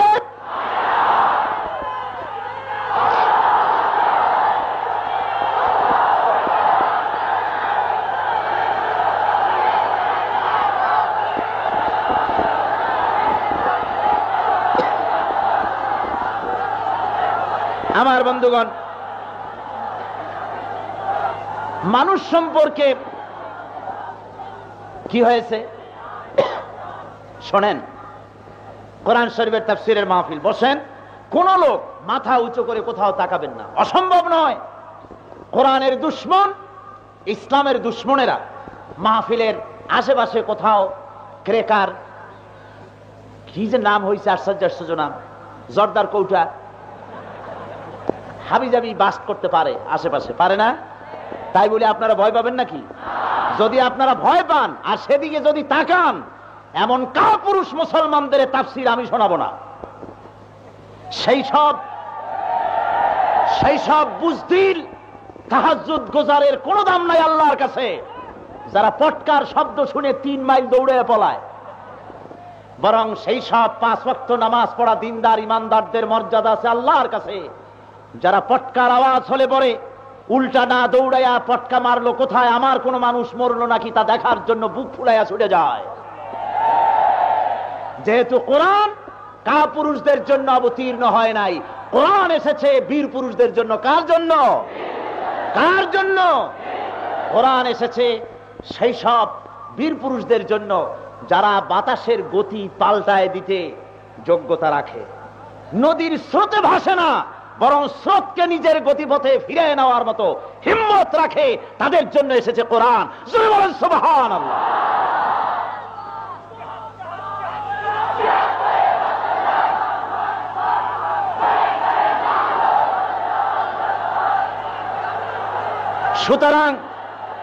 সুতরাং কোথায় কোনো আওয়াজ হলে আপনারা মাথা উঁচু করে দাঁড়াবেন নাকি কেউ? ওই আওয়াজ হলে পরে সে আওয়াজ কেমনে বন্ধ করা যায়, সেজন্য আল্লাহর মুজাহিদ বান্দারা তৈরি আছে, তাদের জান নিয়ে মাল নিয়ে। সবাই বলেন আলহামদুলিল্লাহ। আল্লাহ তার গায়বী মদত করবেন। জোরে বলেন আমিন। যেহেতু আমি আমার বাপের কথা শুনাই না, আল্লামা হযরত মাওলানা আবুল কালাম আজাদ সাহেব তার দাদার কথা শোনাতে আসেন নাই, আমাদের 14 গোষ্ঠীর কথা শোনাতে আসিনি, কোরআনের কথা শোনাতে আসছি। কার কথা? কোরআনের কথা। সুতরাং কোন শব্দে, কোন আওয়াজে আপনারা মাথা উঁচু করে এদিক এদিক এভাবে লাফালাফি তাকাতাকি আপনারা করবেন না, এটা বেয়াদবি হবে। কি হবে? বন্ধুগণ, মানুষের এই পজিশন বলার পর যে সে তত বড় নয় যত বড় সে নিজেকে মনে করে, আর তত ছোট নয় যত ছোট সে নিজেকে মনে করে। আসলে মানুষ কি, তার ব্যাখ্যাটা দেওয়ার পর এখন আমি বলবো যে এই আয়াতটিতে আল্লাহ রাব্বুল আলামিন আমাদেরকে বলছেন, মুমিনদের সম্পর্কে বলছেন যে আসলে পূর্ব পশ্চিমে কতগুলি সেজদা দিলেই এর দ্বারা আল্লাহ রাব্বুল আলামিন খুশি হবেন না। এটা একটি দৃষ্টান্ত। পূর্ব পশ্চিমে সেজদা দেওয়াটাই কিছু আনুষ্ঠানিক ইবাদত করা, রোজা রাখা, নামাজ পড়া, হজ করা, যাকাত দেওয়া, এই কতগুলি আনুষ্ঠানিকতা করলেই সত্যিকারের মুমিন হওয়া যাবে না। এটা কার কথা? এটা কার কথা? আল্লাহ রাব্বুল আলামিন বলেন প্রকৃতপক্ষের মুমিন হওয়ার জন্য যা জরুরি তা শুনে নাও। ওয়ালাকিন্নাল বিররা মান আমানা বিল্লাহি ওয়াল ইয়াউমিল আখির ওয়াল মালাইকাতি ওয়াল কিতাবি ওয়ান নাবিয়্যিন। প্রকৃতপক্ষের মুমিন হওয়ার জন্য পয়লা শর্ত হলো ঈমান বিল্লাহ। পয়লা শর্ত কি? ঈমান বিল্লাহ মানে হলো আল্লাহর প্রতি ঈমান। কার প্রতি ঈমান? আল্লাহর প্রতি ঈমান। এখন ঈমান হলো মানসিক একটি ভিত্তি, মানুষের প্রত্যয়ের একটি মানসিক ভিত্তি, অর্থাৎ এটি হলো মানুষের একটি বিশ্বাস, একটি প্রত্যয়, ফেথ। এই বিশ্বাস আবার, এই ঈমান আবার দুই ধরনের হয়। একটা হলো পার্থিব ঈমান, আর একটা হলো ধর্মীয় ঈমান। ঈমান কয় রকম? দুই রকম। একটা হলো পার্থিব ঈমান, আর একটা ধর্মীয় ঈমান। পার্থিব ঈমানে যারা ঈমানদার তাদের খোদা হয় 4টা। তাদের খোদা হয় কয়টা? সেই 4টি খোদা সম্পর্কে জানুন। পার্থিব ঈমানে যারা ঈমানদার তাদের প্রথম খোদা হলো কওম বা জাতি পূজা। তারা জাতি পূজায় ব্যস্ত থাকে, জাতিকে তারা কওম পূজায়, জাতি পূজায় তারা নিজেদেরকে নিবেদন করে দেয়, এবং এই জাতি পূজা মানুষকে সবচাইতে বেশি ক্ষতিগ্রস্ত করে দেয়। আল্লামা ইকবাল রহমতুল্লাহ আলাইহি তিনি বলেছেন যে জাতীয়তার ভিত্তিতে, বর্ণ, ভাষা এবং আঞ্চলিকতার ভিত্তিতে যদি কোনো জাতীয়তা তৈরি হয়, সেই জাতীয়তা ইসলামের জন্য, মুসলমানদের জন্য চূড়ান্ত ক্ষতিকর। জাতীয়তা গঠিত হবে ইসলামের ভিত্তিতে। কিসের ভিত্তিতে? ইসলাম এবং ঈমানের ভিত্তিতে জাতীয়তা গড়তে হবে। ভাষার উপরে, দেশের উপরে এবং বর্ণের উপরে ভিত্তি করে জাতীয়তা যদি তৈরি হয়, তাহলে সেই জাতি তারা ধ্বংসপ্রাপ্ত হবে। আল্লামা ইকবাল বলছেন, ইনতাজা খুদাओं में सबसे बड़ा वो वतन है, इनताजा खुदाओं में सबसे बड़ा वो वतन है, जो इसका पिरहन है वो मजहब का काफन है। এই সমস্ত যত তাজা খোদা বানিয়েছে জাতি পূজারীরা, সেই টাটকা খোদাগুলোর মধ্যে সবচাইতে বড় খোদা হলো জাতি পূজা। জোরে কর নাউজুবিল্লাহ। সুতরাং জাতীয়তা, দেশ, ভাষা, বর্ণ ইত্যাদির উপরে যে জাতীয়তা তৈরি হয়, সেই জাতীয়তা হলো ধর্মের জন্য কাফন। সেটা ধর্মের জন্য কি? আল্লামা ইকবাল অন্য জায়গায় বলেছেন, কওম মজহব সে হ্যায় মজহব জু नहीं तुम भी नहीं, कौम मजहब से है मजहब जू नहीं तुम भी नहीं, जज्ब बहम जू नहीं মাহফিল अंजुम। তাহলে মাধ্যাকর্ষণ শক্তি ছাড়া যেমন মহাশূন্যে গ্রহ উপগ্রহ টিকতে পারে না, সবগুলি ধ্বংস হবে, প্রলয় হয়ে যাবে। অনুরূপ ভাবে ধর্ম ছাড়া যদি জাতীয়তা গড়ে ওঠে, সেই জাতীয়তা মানুষকে ধ্বংস করে দেবে, হালাক করে দেবে। বর্ণবাদী হামলায় আজকে ইউরোপে, আমেরিকায় এবং আফ্রিকায় কি দুর্দশা হচ্ছে নিশ্চয়ই আপনারা তা জানেন, ঠিক কিনা বলেন? সুতরাং ভাষা ভিত্তিক, বর্ণভিত্তিক আন্দোলন মুসলমানদের জন্য শোভা পায় না। মুসলমানদের আন্দোলন হবে ইসলামী আন্দোলন। জোরে বলেন, কিসের আন্দোলন? এটা হলো পয়লা নম্বরের খোদা, কওম এবং জাতি। 2 নম্বরের খোদা হলো তাদের দেশের আইন। এই আইনকে তৈরি করে তারা, আর এই আইনের উপরে বীতশ্রদ্ধ হয় তারা। এই আইনের ভিতরে সংযোজন, পরিবর্তনও করে তারা। সুতরাং এই দেশের আইনকে তারা তৈরি করে, আর এই তৈরি করা আইন দিয়ে তারাই নির্যাতিত হয়। আবার নতুন করে সংযোজন, পরিবর্তনের প্রশ্ন ওঠে। সেই জন্য আসলে আইনের উৎস হলেন আল্লাহ রাব্বুল আলামিন। আইনের উৎস হলো কোরআন। কোরআনে কারীম বলছে, আলা লাহুল খালকু ওয়াল আমর, সৃষ্টি যার, আইন হবে একমাত্র সেই আল্লাহ রাব্বুল আলামিনের। বন্ধুগণ, 3 নম্বরে পার্থিব ইমানে যারা ইমানদার, তাদের 3 নম্বরের খোদা হলো নফস বা প্রবৃত্তি। তারা নফসের গোলাম হয়, প্রবৃত্তির গোলাম হয়, মন চাহি জিন্দেগি যাপন করে। আল্লাহর তৈরি করা আইনে, কোরআনের আইনে, রসুলের আইনে তারা বিশ্বাসী হতে পারে না। 4 নম্বরে তাদের যে খোদা, সেটা হলো তাদের বিচক্ষণতা এবং তাদের জ্ঞান। নিজস্ব জ্ঞানের উপরে নির্ভর করে তারা চলতে চায়, আর আসলে নিজস্ব জ্ঞান কোনো জ্ঞান নয়। সবচাইতে শ্রেষ্ঠ জ্ঞান হলো কোরআনের জ্ঞান। সবচাইতে বড় জ্ঞান কোনটা? জ্ঞান হলো 2 প্রকার, একটা হলো ওহির জ্ঞান, আর একটা হলো গায়রে ওহিভিত্তিক জ্ঞান। ওহিভিত্তিক জ্ঞান যেটা, সেটা আসছে কার কাছ থেকে? জোরে কন্যা, কার কাছ থেকে? সুতরাং আল্লাহর কাছের থেকে যে জ্ঞান এসছে সেই জ্ঞান হলো পরিপূর্ণ, আর মানুষের কাছ থেকে যে জ্ঞান আসছে সেই জ্ঞান হলো অপূর্ণ, অসম্পূর্ণ। মানুষের তৈরি করা জ্ঞান দিয়ে মানুষের জন্য এই পৃথিবীতে কোথাও কোনো স্থায়ী কোনো শান্তি এই পৃথিবীর বুকে কোথাও আসে নাই। স্থায়ী শান্তি পেতে হলে আল্লাহর দেওয়া বিধান ছাড়া আর অন্য কোনো বিধান হতে পারে। এটা হলো পার্থিব ইমানে যারা ইমানদার, তাদের খোদাদের কথা বললাম এবং তাদের ইমানের এই 4টে স্তরের কথা বললাম। এখন ধর্মীয় ইমানে যারা ইমানদার, তাদের জন্য তাদের ভেতরে আপনার এই সমস্ত হীনতা, দীনতা কে পিছনে ফেলে তারা সামনে এগিয়ে আসবে, এবং ধর্মীয় ইমানে যারা ইমানদার হবে তাদের ভিতরে কয়েকটি কোয়ালিটি তাদের মধ্যে তৈরি হয়ে যাবে। প্রথম কোয়ালিটি, ধর্মীয় ইমানে যারা ইমানদার হবে তাদের জন্য প্রথম যে কোয়ালিটিটা হবে সেটা হবে তারা আত্মমর্যাদা সম্পন্ন জাতিতে পরিণত হয়ে যাবে। তারা পার্সোনালিটি, শখসিয়ত তাদের ভিতরে আসবে, অর্থাৎ তারা এই পৃথিবীতে কারো সামনে মাথা নোয়াবে না। মাথা নোয়াবে তো একমাত্র কার কাছে? আল্লাহ রাব্বুল আলামিন বলেন, ওয়াল্লাযীনা তাদউনা মিন দুনিল্লাহি ইবাদুন আমসালুকুম মহান আল্লাহ রাব্বুল আলামিন বলেন, আমি আল্লাহকে বাদ দিয়া তোমরা যাদের কাছে সাহায্য চাও, প্রার্থনা করো, যাদের কাছে তোমাদের জীবনের প্রয়োজন মিটাবার জন্য দাবি করো, ওরা তোমার মতো আমার আরেকটি গোলাম। তুমি নিজে আমার গোলাম হইয়া আরেকটি গোলামের কাছে মাথা নত করে তোমার ইজ্জতকে তুমি নষ্ট করতেছো, তোমার ব্যক্তিত্বকে তুমি বিনষ্ট করে দিয়েছো। তোমার ব্যক্তিত্ব হওয়া উচিত কলেমা পড়ার পর, লা ইলাহা ইল্লাল্লাহু মুহাম্মাদুর রাসূলুল্লাহ ঘোষণা করার পর তোমার ভিতরে আত্মমর্যাদা আসবে। তুমি কারো সামনে মাথা নত করবে না, মাথা নত করবে একমাত্র। যেহেতু তোমার জানা দরকার, বাতাস তোমাকে ক্ষতি করবে না, আগুন তোমাকে ক্ষতি করবে না, পানি তোমাকে ক্ষতি করবে না, সূর্য তোমাকে ক্ষতি করবে না, এরা সব তোমার গোলাম, সবকে তোমার গোলাম বানিয়ে দিয়েছে। খালাকালাকুম মা ফিল আরদি জামিআ, যা কিছু সৃষ্টি করেছি সব তোমাদের জন্য সৃষ্টি করেছি, সব মানুষের খেদমতে তৈরি করেছি, এরা তোমার সব খাদেম। তবে হ্যাঁ, এই খাদেমরা আবার খেপে যায় মাঝে মধ্যে। আমি বোধহয় আপনাদের সামনে আরো অনেক জায়গায় বলেছি যে এই খাদেমরা আমাদের বিরুদ্ধে মাঝে মধ্যে খেপে না। বাতাস আমাদের খাদেম, পানি আমাদের খাদেম, কিন্তু গত সেপ্টেম্বর মাসের প্রথম সপ্তাহে যে পানির নাম ছিল জীবন, সেপ্টেম্বরের শেষ ভাগে এসে পানির নাম হলো কি নাম হলো? মরণ হয়ে গেল।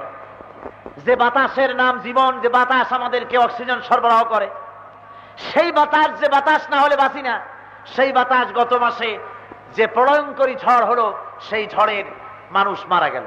তাহলে এই বাতাস, এই পানি আমার বিরুদ্ধে খেপে কেন? খেপে এই কারণে, আমরা যখন আল্লাহর সঙ্গে বিদ্রোহিতা পোষণ করি, আল্লাহর আইন জমিনে প্রতিষ্ঠিত হোক এ ব্যাপারে যখন বাধার সৃষ্টি করি, আমাদের দেশের লোকেরা যখন করে, দুনিয়ায় যখন হয়, মানুষেরা যখন এটা করতে যায়, আল্লাহ রাব্বুল আলামিন খাদেমদেরকে বলেন যে আর চুপ করে থাকো না, খেদমত করছিলে তো ঠিক, এরা এখন খেদমত পাওয়ার উপযুক্ত না। আল্লাহ কোন রকম সৈন্য সামন্ত পাঠানো লাগে না, পানির এখন কুন আর তেনান দেয়ার ফায়াকুন। আল্লাহ বলেন হক, আর অমনি 15 ফিট উঁচু হয়ে প্রলয়ঙ্করী সামুদ্রিক জলোচ্ছ্বাসে সব ভেসে চলে যায়। আর সরকার বলেন যে সমস্ত সেনাবাহিনী নিয়ে এই বন্যার মোকাবেলা করা হবে, সমস্ত বাহিনী নিয়ে বন্যা এবং ঝড়ের মোকাবেলা করা হবে। দুটি শব্দের প্রতি আমার খুবই আপত্তি।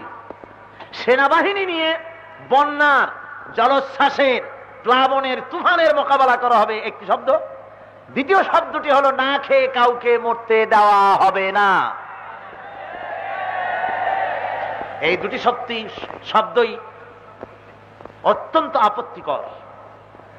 বন্যার সাথে মোকাবেলা করার কথা নয়, বরং বলতে হবে বন্যায় ক্ষতিগ্রস্তদের জন্য আমরা, বন্যার্তদের জন্য আমরা ত্রাণ তৎপরতা চালাবো, এবং বন্যা যাতে না হতে পারে সেসব কারণগুলির ব্যাপারে আমরা সচেষ্ট হব।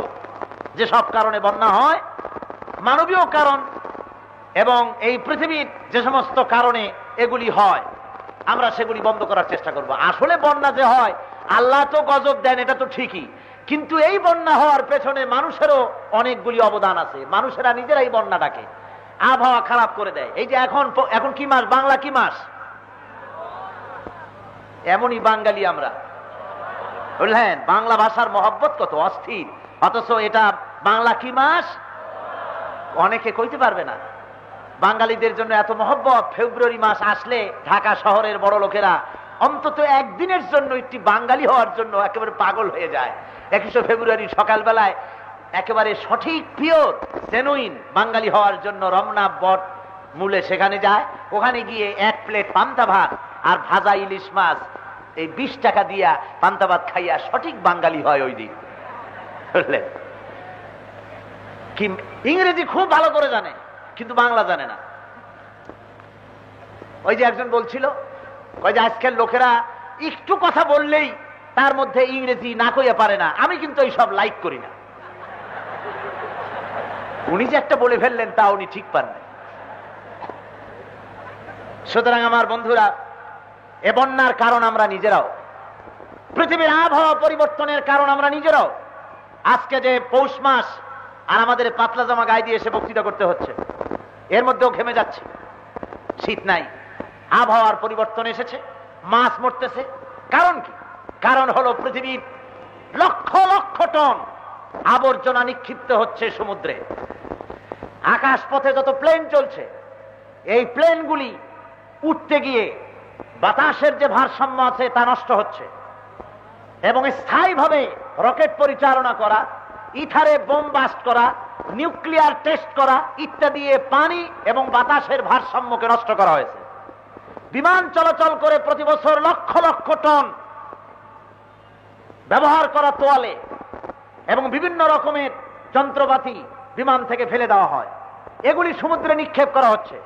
শিল্পাঞ্চল থেকে যে সমস্ত প্যাকেট, পলিথিনের পেপার এবং নানান রকমের আবর্জনা ইত্যাদি ফেলা হচ্ছে, এগুলি দিয়ে প্রকৃতির দূষণ ক্রিয়া নষ্ট করা হচ্ছে এবং পৃথিবীর আলো বাতাসকে দূষিত করে দিয়ে ভারসাম্য নষ্ট করে দেওয়া হচ্ছে। এগুলি অনেক কারণ আছে। সুতরাং আমি বলতে চাই যে এই কারণের বিরুদ্ধে মোকাবেলা করা যেতে পারে, কিন্তু বন্যার মোকাবেলা করব সৈন্য নিয়ে, এটা বড়, আমি এই কথাটাকে খুব আপত্তি করি। 2 নম্বরের কথা হলো না খেয়ে কাউকে মরতে দেওয়া হবে না। এটা কেমন কথা? আপনি কি খাওয়াবেন? আমি অনেক জায়গায় বলেছি যে এই কথাগুলি যারা বলেন তারা আসলে এর ব্যাখ্যা দেন না, মনে মনে ব্যাখ্যাটা তাদের থাকে। না খেয়ে মরতে দেওয়া হবে না তার অর্থ হলো আমরা যতদিন ক্ষমতায় আছি, ক্ষুধা যদি লাগে অথবা আমরা যদি ক্ষমতায় যাই, না খেয়ে মরতে দেওয়া হবে না তার মানে হলো কিছু না কিছু খেয়ে মরতে হবে। সেটা বিষ হোক অথবা গুলি হোক, কিছু না কিছু খেয়ে মরতে হবে। একেবারে খালি পেটে মরলে গ্যাস্ট্রিক হওয়ার সম্ভাবনা আছে, এটা হতে দেওয়া হবে। সুতরাং আমি বন্ধুদের বলবো যে আল্লাহ রাব্বুল আলামিন তার প্রচন্ড ক্ষমতা, তিনি আকাশ বাতাসকে সবকিছুকে মানুষের খাদিম করেছেন, আর আমাদেরকে বলেছেন আল্লাহর গোলামি করার জন্য। কার গোলামি? জোরে বলেন, কার গোলামি? সুতরাং কারো সামনে মাথা নত করা যাবে না। সর্বশক্তিমান আল্লাহর সামনে মাথা নত করাই আল্লাহর উপরে ঈমান আনার প্রথম দাবি। প্রথম দাবি কি? মাথা নত করে দেওয়া। কার সামনে? আল্লাহর সামনে। আমার বন্ধুগণ,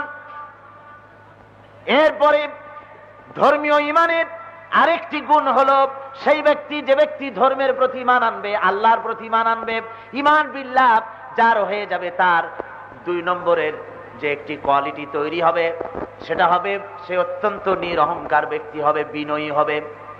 সেমন বিনয়ী হবে, সে অহংকার করবে না।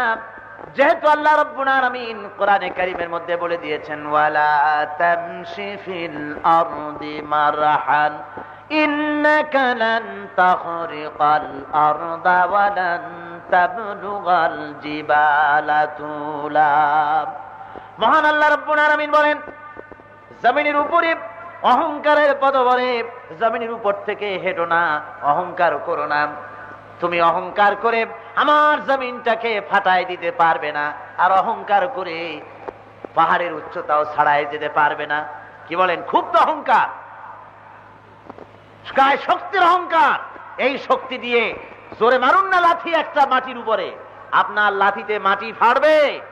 মাটি যদি নরম হয় পা ঢুকে যাবে কোমর পর্যন্ত, আরো ভালো করে মরবেন। আর যদি শুকনা হয় ঠ্যাং ভাঙবে। ঠিক কিনা?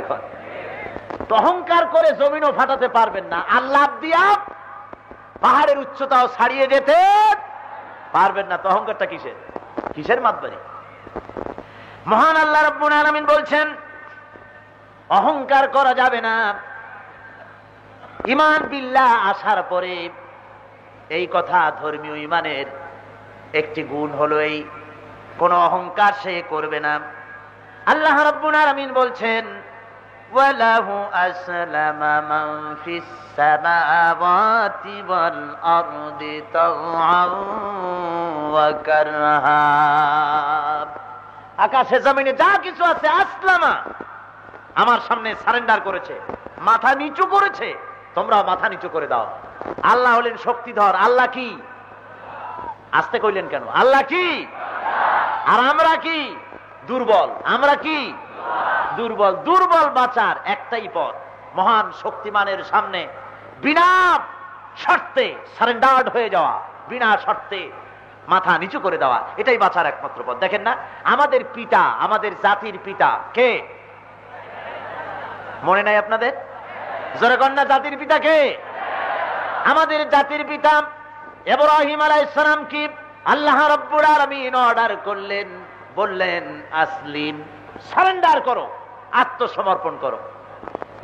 আমার পিতা, আপনার পিতা, গোটা মুসলিম জাতির পিতা হযরত ইব্রাহিম আলাইহিস সালাম একবারও এই প্রশ্ন করলেন না রব্বুল আলামিন কি শর্তে সারেন্ডার করব, কোন কোন ব্যাপারে সারেন্ডার করব, কোন প্রশ্ন না তুলে আল্লাহ বলেছেন আসলিম। আর সঙ্গে সঙ্গে আমাদের পিতা হযরত ইব্রাহিম আলাইহিস সালাম ঘোষণা দিলেন আসলামতু লিরাব্বিল আলামিন। সবাই পড়েন আমার সাথে, আসলামতু লিরাব্বিল আলামিন। সারেন্ডার হয়ে গেলাম সেই মহান প্রভুর সামনে যিনি তামাম আসমান ও জমিনের স্রষ্টা। সুতরাং এই বিনয় এবং বিনম্রতা ধর্মীয় ঈমানের একটি অঙ্গ। ধর্মীয় ঈমানের আরেকটি অঙ্গ হলো ভরসা করতে হবে একমাত্র আল্লাহর উপরে। জোরে বলেন কার উপরে? আরো জোরে বলেন কার উপরে? আল্লাহ ছাড়া কার উপরে বিশ্বাস ভরসা করা যাবে না। মহান আল্লাহ রাব্বুল আলামিন বলেন আমি আল্লাহকে ছাড়া অন্য কারো কাছে যদি তোমরা ভরসা করো, আত্মসমর্পণ করো, অন্য কাউকে যদি ভরসা করো, কারো কাছে যদি তুমি নিজের জান মাল ইত্যাদি রক্ষার জন্য যদি তুমি বলো, সে দৃষ্টান্তটা হবে এভাবে মাসালুল্লাযীনা ইত্তাখাযু মিন দুনিল্লাহি আউলিয়া কামাসালিল আনকাবুত ইত্তাখাযাত বাইতান ওয়া ইন্না আওহানাল বুয়ুতি লাবাইতুল আনকাবুত। এটা হলো সেই দৃষ্টান্তের মতো যেমন মাকড়াসার জালের কাছে যদি কেউ আশ্রয় চায়, 10 নম্বর মহাবিপদ সংকেত দেখাতে বলা হয়েছে যখন, সেই সময় যদি ঘটিবাটি ছেলেবেলে আত্মীয় স্বজন নিয়ে মাকড়াসার জালের নিচে যদি জান বাঁচাবার জন্য কেউ আশ্রয় চায়, তাহলে এর চাইতে অসুবিধার কি হতে পারে? আল্লাহ কোরআনে বলেছেন যাউবাত তালিব ওয়াল মাতলুব, আশ্রয় প্রার্থী আশ্রয় প্রদানকারী দুটোই দুর্বল। ঝড় আসলে তুমি যে আশ্রয় চেয়েছো যে ঘরের কাছে, ওই ঘর তো আগে ভাঙবে ঝড় শুরু হওয়ার আগেই। সুতরাং ও তোমাকে কেমন করে আশ্রয় দিবে? আশ্রয় কেউ দিতে পারে না। ভরসা করতে হবে একমাত্র তার কাছে যিনি মূল আশ্রয় দিতে পারেন। তিনি কে? আমার ভাইয়েরা, কোরআনে কারীমের ভিতরে আল্লাহ রাব্বুল আলামিন এই কথা অনেক জায়গায় বলেছেন। তিনি বলে দিয়েছেন, হযরতে হুদ আলাইহিস সালামের ঘটনা আল্লাহ শোনাচ্ছেন। গোটা জাতি হযরত হুদের বিরুদ্ধে চলে গেল, গোটা জাতি হযরতে হুদ আলাইহিস সালামকে মারবে, ষড়যন্ত্র করা শুরু করে দিল তার বিরুদ্ধে। হযরতে হুদ আলাইহিস সালাম তিনি ভয় পেলেন না। কোরআনে কারীমের ভিতরে হযরতে হুদের কথা আল্লাহ কোট করলেন দুনিয়ার মানুষকে শোনাবার জন্য, আমাদের ঈমান বর্ধন করার জন্য আল্লাহ শুনিয়ে দিলেন। রব্বুল আলামিন বলেন, হযরতে হুদ বলে দিলেন ফাকিদুনি জামিআন সুম্মা লা তুনজিরুন। ষড়যন্ত্র করো আমার বিরুদ্ধে, সবাই মিলে করো, একা না, সম্মিলিতভাবে আমার বিরুদ্ধে তোমরা ষড়যন্ত্র চালাতে থাকো। এবং আমাকে এতটুকু অবকাশ দিও না, একটুখানি ফুরসত দিও না, সম্মিলিতভাবে আমার বিরোধিতা করো। আমি ইন্নী তাওয়াক্কালতু রাব্বি ওয়া রাব্বিকুম, আমি ভরসা করেছি, নির্ভর করেছি সেই রবের প্রতি যিনি তোমাদেরও স্রষ্টা আমারও স্রষ্টা, এবং যার কুদরতি হাতের ভিতরে গোটা পৃথিবীর মানুষের, গোটা পৃথিবীর জীবজন্তু সকল প্রাণীর জান যার কুদরতি হাতে, আমি সেই আল্লাহর উপরে ভরসা করেছি। তোমাদের যত সম্ভব আমার বিরুদ্ধে ষড়যন্ত্র চালাও, জোরে কোন সুবহানাল্লাহ। যদ্দূর পারো আমার বিরোধিতা করো। আমার ভাইয়েরা, হযরতে হুদ আলাইহিস সালাম আল্লাহর উপরে নির্ভর করলেন। এরপরে আমরা দেখি হযরতে মূসা আলাইহিস সালাম কি কাফির বেঈমানেরা ফিরআউনি শক্তি চতুর্দিক থেকে ঘেরাও করে ফেলেছে, পালাবার কোনো রাস্তা নাই, দৌড়াবার কোনো রাস্তা নাই, 3 দিক দিয়া ঘেরাও করেছে। কে ঘেরাও করেছে? ফিরআউনি শক্তি। সামনে কি? দরিয়া। হযরতে মূসা আলাইহিস সালামের উম্মতেরা বললেন, হে মূসা, আমরা ধরা পড়ে গেছি, পালাবার কোনো পথ নাই, আমরা এখনই মরে যাব। তিন দিক থেকে আক্রান্ত হয়েছি, সামনে আত্মহত্যা করার পথ দরিয়া যাব কই? হযরতে মূসা আলাইহিস সালাম তিনি ঘোষণা করে দিলেন, কাল্লা ইন্না মা'য়া রাব্বী সায়াহদিন। কখনোই নয়, ভয় পেও না, রব্বী সায়াহদিন, আল্লাহ অবশ্যই আমাদেরকে পথ দেখাবেন। অবশ্যই শব্দ ব্যবহার করা হয়েছে, অবশ্যই আল্লাহ আমাদের পথ দেখাবেন। সকলে পড়েন সুবহানাল্লাহি ওয়া বিহামদিহি। তিন দিকে শত্রু, একদিকে দরিয়া, পালাবার কোনো পথ আছে? সেখানেও মূসা আলাইহিস সালাম বলছেন, ভয় পেও না, আল্লাহ অবশ্যই পথ দেখাবেন। মহান আল্লাহ রাব্বুল আলামিন সত্যিই পথ দেখিয়ে দিলেন। যখন এই ধরনের দৃঢ় ঈমানের আর এ ধরনের নির্ভরতার প্রমাণ যখন মুসলমানেরা, মুমিনেরা আল্লাহর পয়গম্বর যখন দেখালেন, আল্লাহ রাব্বুল আলামিন বলেন, মূসা রে, তোমার হাতে যে লাঠি আছে, ওই লাঠি দিয়ে দরিয়ার পরে আঘাত করো। দরিয়ার উপরে তিনি আঘাত করলেন, একটা রাস্তা হয় নাই। কোরআনে কারীমের ভিতরে এসেছে, এক বাড়িতে দরিয়ার ভিতরে 12টা রাস্তা তৈরি হয়ে গেছে। 12টি রাস্তা হয়েছে। মূসা আলাইহিস সালামের উম্মতের 12টি গোত্র 12 রাস্তা দিয়ে রওনা হয়েছে। এই রাস্তা দিয়ে তারা যাচ্ছে এবং তারা যেন ভয় না পায়, তাফসীরে এসেছে একা একই চলতে গিয়ে এই রাস্তার মানুষ অপর রাস্তার মানুষ যেন দেখতে পায়, পানিকে এমন স্বচ্ছ করে দেওয়া হয়েছে। আমার বন্ধুরা, হযরত মূসা আলাইহিস সালামকে আল্লাহ রাব্বুল আলামিন এমনি করে হেফাজত করলেন। জনাবে মুহাম্মদুর রাসূলুল্লাহ সাল্লাল্লাহু আলাইহি ওয়াসাল্লাম, গোটা এলাকার গোটা জাতি সব গিয়েছে রাসূলের বিরুদ্ধে ক্ষেপে, তাকে মেরে ফেলবে, দুনিয়া থেকে বিদায় করে দেবে। ষড়যন্ত্র করা হলো, রাসূলের বিরুদ্ধে ষড়যন্ত্র করা হয়েছে, তাকে মারার জন্য বন্দোবস্ত করা হয়েছে। মারবে, কিভাবে মারবে তার পরিকল্পনা তৈরি হচ্ছে। লোকেরা বসে গেছে চতুর্দিকে, পরামর্শ হচ্ছে। রাসূল মদিনায় চলে যাবেন এ খবর হয়ে গেছে। প্রস্তাব আসতেছে, এক একজনে এক এক রকম বলছে। কেউ বলছে মুহাম্মদ সাল্লাল্লাহু আলাইহি ওয়াসাল্লামের নাগরিকত্ব ক্যান্সেল করে দেশ থেকে বের করে দাও। কেউ বলছে তারে জেলের মধ্যে আটকায় রাখো। কেউ সিদ্ধান্ত আসতে পারতেছে। এমন সময় বিরাট জামা কাপড়, দাড়ি টুপি, সুন্দর চেহারা নিয়ে একজন এসে হাজির। আবু জাহেল তাকে দেখে দাঁড়িয়ে গেলেন। সম্মানিত ব্যক্তি, আপনি কে? আপনার পরিচয় কি? উনি জবাব দিলেন, পরিচয় পরে, আমি নাজ থেকে এসেছি, সেখানকার শায়েখ আমি। তোমরা বিপদে পড়েছো, আমি কাশফের হালতে তা জানতে পেরেছি। এই মুহূর্তে বিপদ থেকে বাঁচিয়ে দেওয়ার দায়িত্ব আমার। সবাই বলছে সাধু সাধু। কি সময় আপনি আসছেন? ওম শান্তি। আচ্ছা, আবু জাহেল বলছে, কি সিদ্ধান্তহীনতায় আমরা ভুগছি বলে আপনি মনে করেন? উনি বলছেন, প্রথম নম্বরের কথা হলো, তোমরা বলেছো মুহাম্মদ সাল্লাল্লাহু আলাইহি ওয়াসাল্লামের নাগরিকত্ব ক্যান্সেল করে দেশ থেকে তাড়িয়ে দিবে। তোমরা বোঝো উনি লোকটিকে? তোমরা জানো না এই লোকটির এত সুন্দর চেহারা, এত সুন্দর কণ্ঠস্বর এবং আলোচনার পদ্ধতি এত সুন্দর, যদি তোমরা দেশ থেকে বের করে দাও, যে দেশে তিনি যাবেন সেই দেশের মানুষেরা তার ব্যবহারে, তার বক্তৃতায়, তার চেহারার আকর্ষণে, তার ব্যবহারে মুগ্ধ হয়ে ওই দেশের সমস্ত জাতি তার পায়ের গোলাম হয়ে যাবে। যে দেশে যাবেন সে দেশের মানুষ তার গোলাম হবে। সুতরাং ওই দেশের মানুষ নিয়ে তোমাদের দেশে হামলা চলবে, ঠেকাইতে পারবে না। আবু জাহেল কয়, সর্বনাশ, এই কথা তো আমাদের মাথায় ঢোকে নাই। কয়, ঢুকবে কেন? আমি তো তোমাদের চাইতে কয়েক ডিগ্রি বড়। আচ্ছা, কয় 2 নম্বরে তোমরা বলেছো জেলে রাখবা, এ তো আরো মুসিবত। কয় কি রকম? কয় জেলের ভিতরে থুইলে, জেলের ভিতরে যত চোর আছে, ডাকাত আছে, দস্যু আছে, যত লোক আছে, এই সংক্ষিপ্ত পরিমণ্ডলে, পরিসরে সমস্ত লোকগুলি মুহাম্মদ সাল্লাল্লাহু আলাইহি ওয়াসাল্লামের চেহারা দেখে, তার আলোচনা শুনে, তার ব্যবহারে সব পাগল হয়ে যাবে। ভিতরে তার কাজ করতে সুবিধা হবে। সুতরাং ভিতরে লোকগুলিও মুসলমান হয়ে যাবে, আর বাইরে তো মুসলমান কিছু আছেই, আটকাই দিলে জ্বালা বাড়বে, আরো ঠেকাইতে পারবে না। আবু জাহেল বলছে, তাহলে উপায় কি? কয়, একটা উপায় আছে। কি উপায়? হলো মুহাম্মদ সাল্লাল্লাহু আলাইহি ওয়াসাল্লামকে হত্যা করো। জোরে কর নাউযুবিল্লাহ। আবু জাহেল কয়, হুজুর, যে বুদ্ধি আপনি আমাদের দিলেন, আমাদের ইচ্ছা করে যে আপনারে সেজদা করি, এত সুন্দর বুদ্ধি এত কখনো পাইনি। এবার বলুন আপনার পরিচয় কি? আমার পরিচয় দরকার নাই। তোমরা এই জাতীয় বিপদে পড়বা যেখানে, ঠিক সেখানে এসে সময় মতো বুদ্ধিটা মাথায় আমি উঠায় দেব, যাতে করে তোমরাই মানুষ মারবা, আবার সেই মানুষ নিয়ে তোমরা মিছিল করতে পারবে, বুদ্ধি আমি দিয়ে দেব। তোমরা আগুন লাগাবা, তোমরা অফিস ভাঙবা, আবার তোমরাই যেন ওদের মাথায় চাপাই দিতে পারো সে বুদ্ধি আমি দেবো। পরিচয় শোনো, আমার নাম মিস্টার ইবলিস। সুতরাং ইবলিসের কাজ অতীতেও ছিল, এখনো আছে।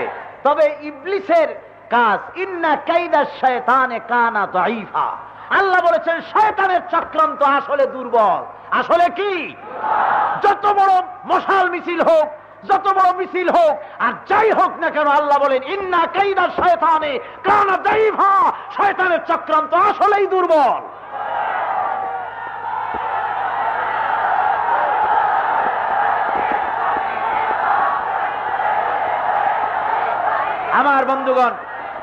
আমার বন্ধুগণ, শয়তানির ধরনটা দেখুন। আজকের ওনারা জবাব দিয়েছেন, তবু আমি না বলে পারি না। আজকের পত্রিকা, এই যে বাংলার বাণীটা, পত্রিকায় লিখছে মাওলানা আজাদ সাহেব, উনি মুক্তিযোদ্ধাদের বলেছেন জারজ সন্তান। জোরে কর নাউজুবিল্লাহ। এই লক্ষ লক্ষ জনতা আপনারা বলেন মাওলানা আজাদের মুখ থেকে এমন কথা কালকে বেরিয়েছে? জোরে বলেন বেরিয়েছে? তাহলে এই বাংলার বাণীর সাংবাদিক এই চট্টগ্রামে কে যেমন মিথ্যা কথা বলতে পারলো এবং আমার কথা বলেছে? আমি নাকি কালকে বলেছি সৌদি আরবের মানুষ কান্দা হয়রান হয়ে গেছে। আমি কি তাই বলেছি? আমি বলেছি সৌদি আরবে অবস্থানরত বাংলাদেশি মুসলমানেরা কেঁদেছে। আর কথাগুলির ইঙ্গিতটা দেখেন। আমি বলবো এই ধরনের সাংবাদিকতা বন্ধ করো, আল্লাহ তোমাদের উপরে রহম করবেন। জোরে কোন আমিন। আরো জোরে বলেন আমিন। ওদের জন্য শুধু আমার করুণা হয়, দয়া হয়, এদের জন্য আল্লাহ ওদেরকে হেদায়েত করুন। জোরে কোন আমিন। আরো জোরে বলেন আমিন। তোমরা তোমাদের চাল চালতে থাকো, আল্লাহ তার কাজ করতে থাকবেন। জোরে কোন আলহামদুলিল্লাহ, জোরে কোন সুবহানাল্লাহ। আমার ভাইয়েরা, বলতেছিলাম ওরা রাসূলকে মারতে চেষ্টা করলো। রাসূল তিনি হিজরত করলেন, আল্লাহ অর্ডার করলেন আপনি হিজরত করুন, মদিনায় চলে যান। ওরা মারতে আসলো, মারতে পারছিল? পারে নাই। কে হেফাজত করেছেন? আল্লাহ রাব্বুল আলামিন নবীজিকে ডেকে বলেছেন ওয়াল্লাহু ইয়াসিমুকা মিনান নাস। মহান আল্লাহ রাব্বুল আলামিন বলেন, হে নবী, মানুষের সব ষড়যন্ত্র থেকে আমি আল্লাহ আপনারে হেফাজত করব। আমি আল্লাহ আপনাকে হেফাজত করব। হযরতে খাদিজাতুল কুবরা রাদিয়াল্লাহু তাআলা আনহা ইন্তেকাল করেছেন। হুজুরের চাচা আবু তালেব ইন্তেকাল করেছেন। রাসূল রাস্তায় রাস্তায় একা একা ঘোরেন। মুসলমানেরা দিনের বেলায় সাহস করে না হুজুরের সঙ্গে দেখা করতে। এখনো অনেক মুসলমান আছে, যখন জোয়ার থাকে ইসলামের, সব সামনে আসে, আসসালামু আলাইকুম হুজুর কেমন আছেন। আবার যখন দুর্দিন দেখে তখন পালায় বেড়ায়, জোরে বাবা যদি শোনে যে আমার বাড়ি আসছে তাহলে তো খাইছে, আমার বাড়ি দোকান সব ভাঙিয়ে ফেলাবে। কি বলেন, আছে না এমন? জোরে কোন আছে না? এই দুর্বল ইমাম থেকে উতরে আসতে হবে। রাসূল পাক সাল্লাল্লাহু আলাইহি ওয়াসাল্লাম একা একা হাঁটেন, মনটা বড় বিষণ্ণ। আহারে, ইসলাম প্রচার কিভাবে করব? আল্লাহ রাব্বুল আলামিন তার নবী কি এই বিষণ্ণ অবস্থায়, দুঃখের সময় আল্লাহ রাব্বুল আলামিন হুজুরকে ডেকে সান্ত্বনা দিয়ে দিলেন, ইয়া আইয়ুহান নাবিয়্যু হাসবুকাল্লাহ। হে নবী, আমি আপনার জন্য যথেষ্ট। কেন চিন্তা করেন? আমি আল্লাহ আপনার জন্য যথেষ্ট। ধরে বলেন সুবহানাল্লাহ। সুতরাং আল্লাহ আছে আমাদের সাথে, আল্লাহ আছে। আমার ভাইয়েরা, আল্লাহ রাব্বুল আলামিন তার হাবিবকে হিজরতের অর্ডার দিলেন, তিনি হিজরত করলেন আর গুহার মধ্যে গিয়া লুকালেন। হযরতে আবু বকর সিদ্দিক রাদিয়াল্লাহু তাআলা আনহুরে নিয়া গুহার ভিতরে প্রবেশ করলেন। রাসূল বলেন, আবু বকর একটু বসো, সারা রাত হেঁটে হেঁটে পায়ে ব্যথা হয়ে গেছে, আমি তোমার উরুর উপরে মাথা রেখে একটু ঘুমাইয়া যাই। হুজুর ঘুমাইয়া গেলেন। হযরত আবু বকর লক্ষ্য করে দেখলেন চতুর্দিকে অনেকগুলি ছিদ্র। কোন ছিদ্র দিয়া সাপ বা বিচ্ছু এসে দংশন করে নাকি। হযরতে আবু বকর নিজের গায়ের চাদর ছিঁড়ে ছিঁড়ে গর্ত বন্ধ করতে লাগলেন। কয়েকটা গর্ত বন্ধ করা গেল না, পাও দিয়ে চেপে ধরলেন। এক পাহাড়িয়া বিষধর সাপ বেরোবার অনেক চেষ্টা করে পথ না পাইয়া হযরত আবু বকরের পায়ের উপরে দংশন করেছেন। হযরত আবু বকর যন্ত্রণায় ছটফট করছেন, চোখ দিয়া পানি দরদর করে পড়ছে। আল্লাহর নবীর ঘুম ভেঙে গেল, তাকিয়ে দেখেন হযরতে আবু বকরের চোখে পানি। হুজুর ডেকে বলেন, আবু বকর রে, গুহার ভিতরে বসে কান্দো কেন? তোমার স্ত্রীর কথা, ছেলে মেয়ের কথা, বাড়ির কথা মনে পড়ে গেল নাকি? হযরত আবু বকর বলেন, ইয়া রাসূলুল্লাহ, আল্লাহর কসম করে বলি, ঈমান যেদিন এনেছি ওই দিন থেকে নিয়ে আমি, আমার ছেলে মেয়ে, আমার মাতা পিতা, এমনকি আমার কলিজার চাইতে আপনারে আমি বেশি ভালোবাসি। ছেলে মেয়ে আর মা বাপের জন্য কান্দি না। হুজুর, আমি কাঁদতেছি, সাপে আমারে দংশন করেছে। হুজুর মুখের থেকে থুতু বার করে নিয়ে দংশিত জায়গায় লাগিয়ে দিলেন, অমনি বিষ বন্ধ হয়ে গেল। হযরত রাসূল বলেন, আবু বকর, কেন তুমি প্রথমে আমারে বলো নাই? যখনই দংশন করেছিল তুমি কষ্ট পেতে না, তাড়াতাড়ি বন্ধ হয়ে যেত। হযরত আবু বকর বলেন, ইয়া রাসূলুল্লাহ, আল্লাহর হাবিব আমার উরুর উপরে মাথা রেখে আরাম ফরমাচ্ছিলেন, সাপে কাটা দংশনজনিত যন্ত্রণায় আমার কলিজাটা পুড়ে যদি ছাইবস্য হয়ে যেত, আল্লাহর হাবিবের আরামের ভিতরে বিঘ্ন ঘটাতে পারতাম না। কাফির বেঈমানেরা খুঁজে খুঁজে এই গুহার কাছে যখন এসে গেছে, হযরত আবু বকর বলেন, হুজুর, আমরা ধরা পড়ে গেছি, পালাবার পথ নাই। তারা যদি তাকায় আমাদের দেখতে পাবে, ধরা পড়ে গেলাম। আল্লাহর নবী কি জবাব দিলেন? সূরা তাওবার ভিতরে রব্বুল আলামিন ঘোষণা করেন নবীর কথা, ইযহুমা ফিল গার ইয ইয়াকুনু লিসাহিবিহি লা তাহজান ইন্নাল্লাহা মা'ানা। ও আমার সাথী, ভয় পেও না, আল্লাহ আমাদের সাথে আছে। আমরা মাইনরিটি নই, আমরাই মেজরিটি। সর্বশক্তিমান আল্লাহ আছেন আমাদের সাথে। জোরে বলেন সুবহানাল্লাহ। সুতরাং ধর্মীয় ঈমানের এটি একটি অপরিহার্য অঙ্গ যে মোমেনকে ভরসা করতে হবে একমাত্র কার উপরে? ঝড় আসুক, ঝঞ্ঝা আসুক, বাধা আসুক, বিপত্তি আসুক, জেল আসুক, জরিমানা আসুক, পাথর আসুক, বোমা চার্জ হোক, গ্রেনেড চার হোক, আমরা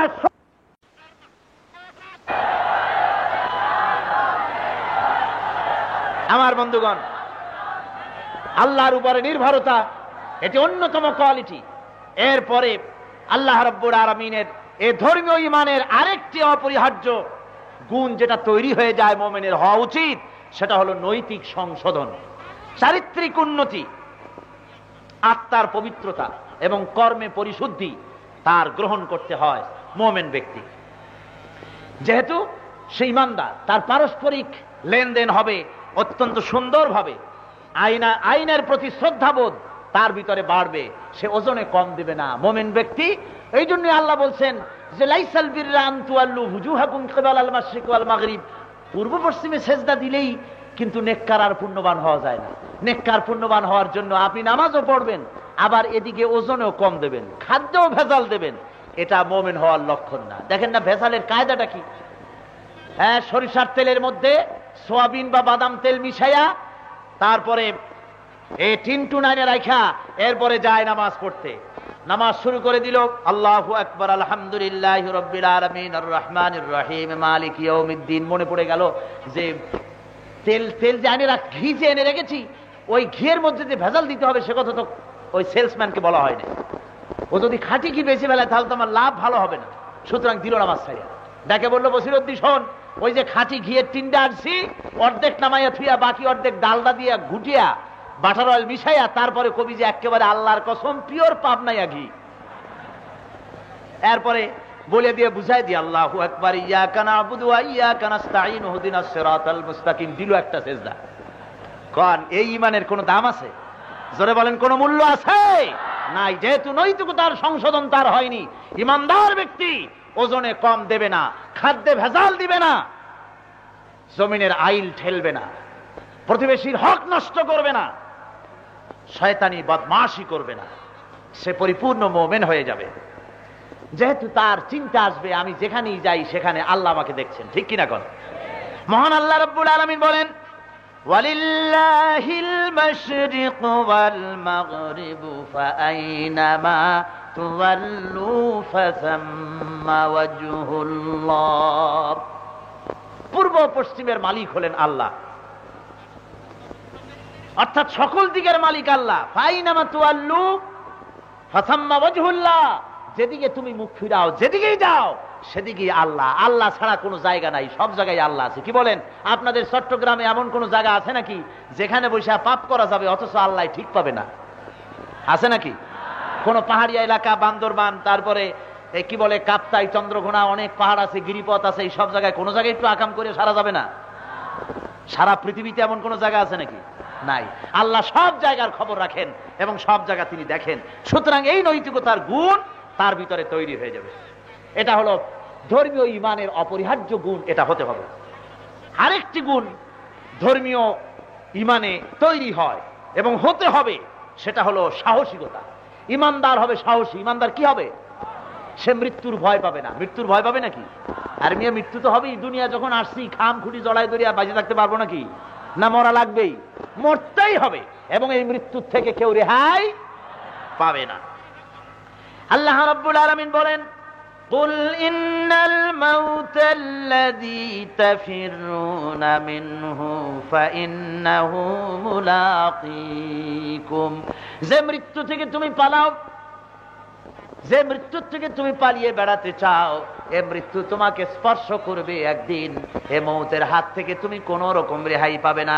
মৃত্যু অবশ্যম্ভাবী, আজ হোক কাল হোক তোমাকে মরতে হবে। সুতরাং তোমার ঈমান মজবুত এভাবে হওয়া দরকার যে আল্লাহ ছাড়া তোমার মৌত কেউ দিতে পারবে না। দুনিয়ায় যদি কোনো গুলির গায়ে তোমার নাম লেখা না থাকে, কোন একটি গুলি যদি তোমার জন্য বাজেট না হয়, আল্লাহর পক্ষ থেকে স্যাংশন না হয়, তাহলে তামাম দুনিয়া গুলি বর্ষণ করে তোমারে মারতে পারবে না। আবার যদি তোমার জন্য কোন গুলি যদি স্যাংশন হয়ে থাকে, তামাম পৃথিবীর সব একত্রিত হয়ে পাহারা দিয়া তোমাকে বাঁচাইতে পারবে না। জোরে কোন সুবহানাল্লাহ। এই কথাই আল্লাহ রাব্বুল আলামিন কোরআনে কারীমের ভিতরে সুন্দর করে ঘোষণা করেছেন, ওয়া মা হুম বিদারিনা বিহি মিন আহাদিন বিইذনিল্লাহ। তামাম পৃথিবীর সমস্ত শক্তিও যদি একত্রিত হয়, তোমার একগাছা পশমও তারা ক্ষতি করতে পারবে না। আল্লাহর হুকুম ছাড়া কোনো ক্ষতি করতে কেউ পারবে না। সুতরাং আপনার হায়াত এবং মওতের মালিক আল্লাহ, একথা বিশ্বাস করে আল্লাহর পথে নিজের জীবনকে নিবেদিত করতে হবে। ওই আল্লাহ ছাড়া হায়াত ও মওতের মালিক কেউ নেই। হায়াতের মালিক কে? এত আস্তে কেন কোন? জোরে বলেন, হায়াতের মালিক কে? আরো জোরে বলেন, মওতের মালিক কে? সুতরাং হায়াত এবং মওতের মালিক যিনি, সেই আল্লাহ রাব্বুল আলামিনের উপরে ঈমান মজবুত হয়ে যায় মুমিনের। আল্লাহ ছাড়া কেউ কাউর আপনার কোনো ক্ষতি কেউ করতে পারে না, আপনার ধ্বংস কেউ আনতে পারে না। ভালো এবং ক্ষতি সবকিছু হয় আল্লাহর তরফ থেকে। খায়রিহি ওয়া শাররিহি মিনাল্লাহি তাআলা। এই যখন অবস্থা, আল্লাহ রাব্বুল আলামিন তখন বলতেছেন, ফালা তাখাফুহুম ওয়া খাফুনি ইন কুনতুম মুমিনিন। এটাই যখন অবস্থা, তখন দুনিয়ার কাউকে ভয় করো না, একমাত্র আল্লাহকে ভয় করো যদি তুমি মুমিন হও। কোন সন্ত্রাসকে ভয় করো না, কোন অস্ত্রকে ভয় করো না, ভয় করো একমাত্র আল্লাহকে। এই গুণগুলি যদি তৈরি হয়ে যায়, বুঝতে হবে ঈমান বিল্লাহ আপনার ভিতরে এসে গেছে। আল্লাহকে ঈমান, আল্লাহর প্রতি ঈমান আপনি আনতে পেরেছেন। এই গুণগুলি যদি আপনার ভিতরে তৈরি হয়ে যায়, আমার ভাইয়েরা, আমি আশা করব এই যে কথাগুলি আমি আপনাদের সামনে বললাম, এই কথাগুলি, এই পয়েন্টগুলি, শর্তগুলি যেন আল্লাহ আমাদের ভিতরে যেন পরিপূর্ণ করে দেন। জোরে বলেন আমিন। আরো জোরে বলেন আমিন। ওয়ালাকিন্নাল বিররা মান আমানা বিল্লাহ। পূর্ব পশ্চিমে কতবার মাথা ঘুরালেন, মাথা নত করলেন, এটাই প্রকৃত ঈমানের কোনো ব্যাপার না। আসল ব্যাপার হলো আল্লাহর প্রতি ঈমান। আসল ব্যাপার কি? আল্লাহর প্রতি ঈমান। সেই ঈমানের কিছু কথা আজকে আপনাদের সামনে বললাম। বাকি এ 10টি, মোট 10টি কোয়ালিটি লাগবে মুত্তাকি হওয়ার জন্য। কটি শর্ত? যারা বলেন কটি? এই শব্দগুলি, এই শর্তগুলি আমি আপনাদের সামনে ধীরে ধীরে আপনাদের সামনে পেশ করব, যাতে করে এই মৌলিক কথাগুলি দিয়ে আমাদের ঈমান তৈরি হয়, সত্যিকারের মুসলমান তৈরি হতে পারি এবং বাংলাদেশের মাটির উপরে আল্লাহর বিধান কায়েম করতে আমরা প্রস্তুত হতে পারি। আল্লাহ যেন তৌফিক দেন। জোরে বলেন আমিন। আরো জোরে বলেন আমিন। আমার বন্ধুগণ, আসুন রাসূল পাক সাল্লাল্লাহু আলাইহি সাল্লামের শানে সালাত ও সালাম পেশ করি। ইয়া নবী সালাম, ইয়া রাসূল সালাম, ইয়া হাবিব সালাওয়াতুল্লাহ আলাইকা। তালাল البدر علينا من ثنيات الوداع وجب الشكر علينا ما دعا لله داعي يا نبي سلام عليك يا رسول سلام عليك يا حبيب سلام عليك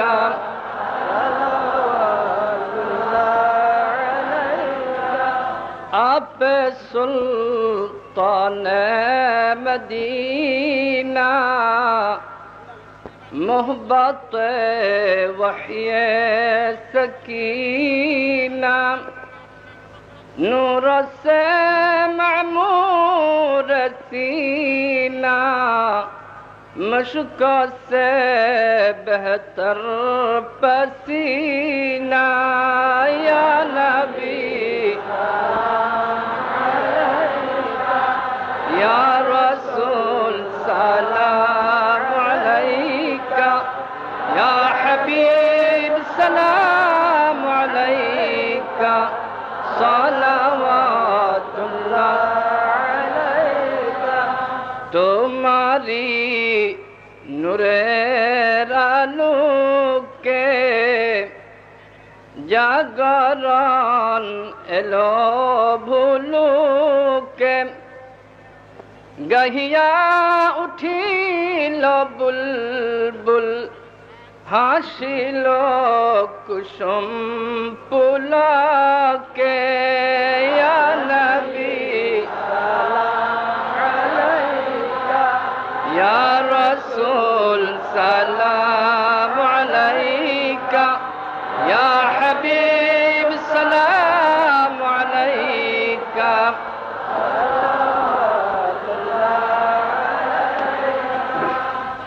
بلغ العلا بكماله كشف الدجى بجماله حسنت جميع خصاله صلوا عليه وآله বসুন সবাই বসেন মোনাজাতে অংশগ্রহণ করুন দাঁড়ানো যত ভাই আছেন সবাই বসে পড়ুন সবাই বসুন بلغ العلا بكماله كشف الدجى بجماله حسنت جميع خصاله صلوا عليه وآله কেউ দাঁড়িয়ে থাকবে না মোনাজাতের আদব হলো বসে মোনাজাত করা আমি যতগুলো মানুষ দেখতেছি রাস্তায় আশেপাশে দূরে সব বসে পড়েন সবার জন্য দোয়া হবে আর মোনাজাতের পরে বা জামাত এশার নামাজ হবে কয়েকটি ঘোষণা আছে শুনুন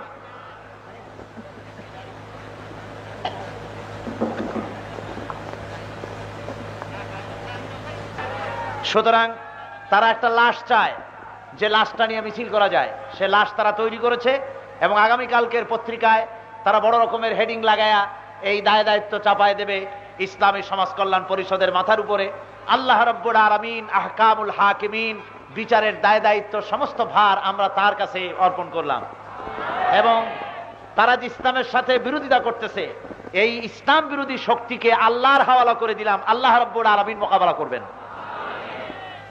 আমার বন্ধুগণ গভর্নমেন্টের নীরবতা এই ক্ষেত্রে অত্যন্ত রহস্যজনক আজ প্রায় 2 সপ্তাহ ধরে কোরআন শরীফের মাহফিলকে কেন্দ্র করে এবং আমাকে কেন্দ্র করে যে উত্তপ্ত আবহাওয়ার সৃষ্টি করেছে ইসলাম বিরোধী শক্তি গভর্নমেন্টের এই ব্যাপারে কার্যকরী পদক্ষেপ গ্রহণ করা দরকার দেশের লোক কি চায় তা দেখা দরকার আজকে এখন সাংবাদিকরা আছেন বলে আমি জানি না তারা থাকুক আর নাই থাকুক সাংবাদিকদের মহান পেশার প্রতি আমি শ্রদ্ধাশীল কিন্তু তাদের মধ্যে কেউ এমন আছেন যারা বিকৃত সংবাদ পরিবেশন করেন মহান সাংবাদিকতার এই মহান পেশা যারা ব্যক্তি স্বার্থে এবং দলীয় স্বার্থে লাগায় এদের প্রতিবাদ করার মতো আমি ভাষা খুঁজে পাই না আমি আজকের এই মাহফিলে IB SB NSI DFI army intelligence গোয়েন্দা বিভাগের লোকেরা নিশ্চয়ই এই মাহফিলে আজকে আছেন আমি তাদের মাধ্যমে গভর্নমেন্টকে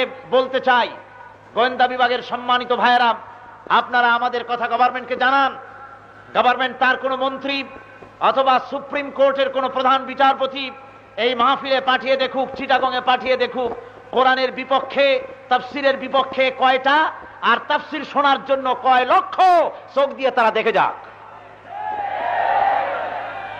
সুতরাং আন্দাজের উপরে নির্ভর করে গুটি কতক ছোকরা বাচ্চা ছেলে পেলের লাফালাফিতে যদি কোরআন শরীফের তাফসীরের মাহফিল বন্ধ করে দেওয়া হয় আর কোন রকমের ষড়যন্ত্রের বাড়াবাড়ি করা হয়, তাহলে আগুন জ্বলবে সারা দেশ জুড়ে, কেউ ঠেকাতে পারবে না।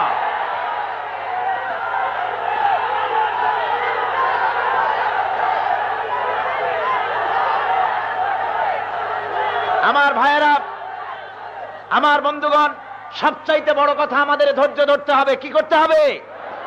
ইন্নাল্লাহা মাআস সাবিরিন।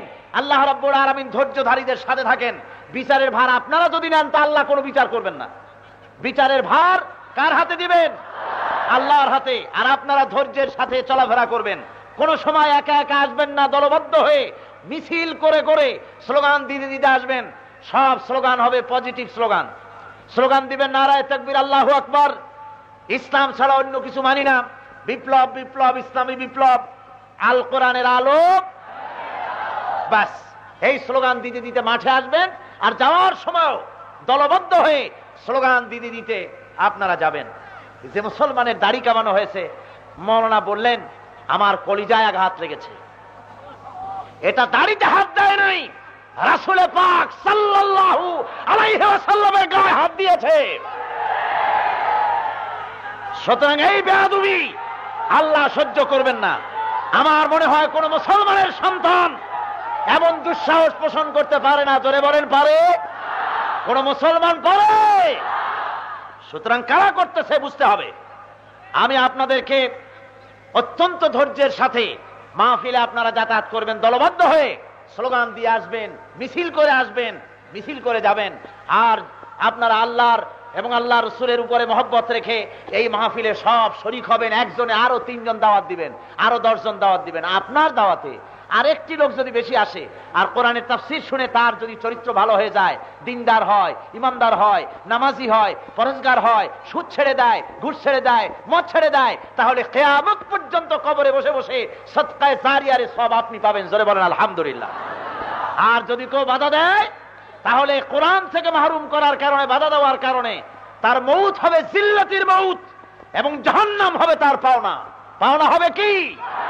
সুতরাং কোরআন বিরোধীরা, তাফসীরের মাহফিলের বিরোধীরা জাহান্নামের কাজ করতেছে। কিসের কাজ করছে? আল্লাহ রাব্বুল আলামিন ওদেরকে হেদায়েত দান করুন। জোরে কোন আমিন। আজানের পরে, মোনাজাতের পরে আজান হবে বা জামাত নামাজ হবে। নামাজ না পড়ে কেউ যাবেন না। এবং আলোচনা অত্যন্ত গুরুত্বপূর্ণ, মানুষের, মুসলমানদের মৌলিক বিষয়ের উপরে আলোচনা চলতেছে। আগামীকাল পরশু এভাবে আলোচনা চলতে থাকবে। মাহফিল এই প্যারেড ময়দানে 13 তারিখ পর্যন্ত হবেই হবে ইনশাআল্লাহ। বলেন ইনশাআল্লাহ। রক্তের বিনিময়, জানের বিনিময়, কোরআনের আয়াতকে উঁচু করে রাখবই। কাফেরদের কথা কি জানে আছে? কাফারু সুফলা কি যেন আয়াতটা? কালিমাতুল্লাহিল উলিয়া তো আছে। আগেরটা কি বলা হয়েছে কোরআনে কারীমের মধ্যে? সূরা তাওবার মধ্যে কালিমাতুল্লাযিনা কাফারু সুফলা, কাফেরদের কথা আল্লাহ নিচু করে দিবেন। ওয়া কালিমাতুল্লাহি হিয়াল উলিয়া।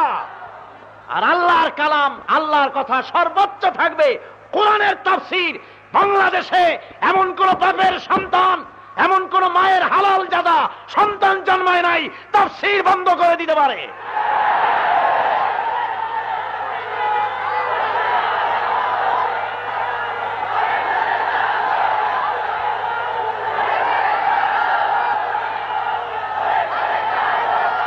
আল্লাহ রাব্বুল আলামিন, আল্লাহ রাব্বুল আলামিন সমস্ত মুসলমানদের ধৈর্য ধরার তৌফিক দিন। জোরে কোন আমিন। আল্লাহুম্মা আমিন। ربنا لا تزغ قلوبنا بعد إذ هديتنا وهب لنا من لدنك رحمة إنك أنت الوهاب। আয় আল্লাহ তাআলা, লক্ষ লক্ষ মুসলমান নরনারী তোমার কোরআনে কারীমের তাফসীর শোনার জন্য এসেছেন। আয় আল্লাহ, আলোচনার সওয়াবটুকু হুজুরে পুরনূর সাল্লাল্লাহু আলাইহি ওয়াসাল্লামের রূহ মুবারকে পৌঁছে দাও। तमाम পৃথিবীর মাটির নিচে যত মুমিন মুমিনাত শুয়ে আছে তাদের আরওয়ার পরে সওয়াব পৌঁছায় দাও রব্বুল আলামিন। সারা জীবন ভর গুনাহ করেছি আমরা, আমাদের জানা অজানা শিরক বিদআত ছোট বড় সমস্ত গুনাহ খাতা আমাদের জন্য তুমি maaf করে দাও রব্বুল আলামিন। কোরআনে কারিমের তাফসীরের মাহফিল। হায় আল্লাহ, আমরা তোমার নবী দেখি নাই, নবীর সাহাবী দেখি নাই। হায় আল্লাহ, 1400 বছর পরে 3500 মাইল দূরে বাংলার জমিনে আমরা এসেছি।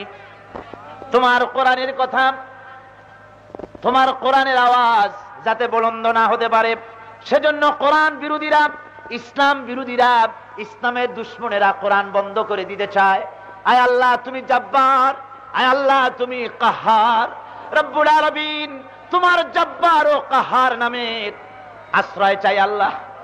তুমি আমাদের আশ্রয় দাও। যারা বিরোধিতা করে তাদের হেদায়েত দাও। আয় আল্লাহ, যারা বিরোধিতা করে তাদের হেদায়েত দাও। কোরআনের তাফসীরের বিরোধিতা যারা করে তাদের হেদায়েত দাও। হেদায়েত যদি কিসমতে না থাকে, জব্বার ও কাহার নামের বদৌলতে আল্লাহ তুমি দয়া করে তাদের ইন্তেকাম নিয়ে নাও। আয় আল্লাহ তাআলা, তোমার রাসূলের সুন্নাত দাঁড়িয়ে রেখেছে মুসলমান। কোরআনের বিরোধীরা, ইসলামের বিরোধীরা, কোরআনের দুশমনেরা, রাসূলুল্লাহর দুশমনেরা মুসলমানের দাড়ি কামাইছে বাংলাদেশে। আল্লাহ, আয় আল্লাহ, তোমার কাছে বিচার চাই আল্লাহ। আবার মুসলমানের দাড়ি কামাইছে বাংলাদেশে।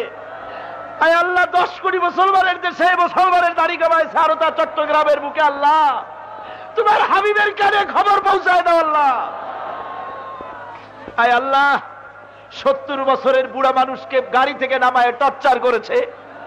তাফসীর শোনার কারণে বাসের থেকে মানুষ নামায় পিটাইছে। আল্লাহ, চট্টগ্রামের জালিমদের হেদায়েত করো আল্লাহ।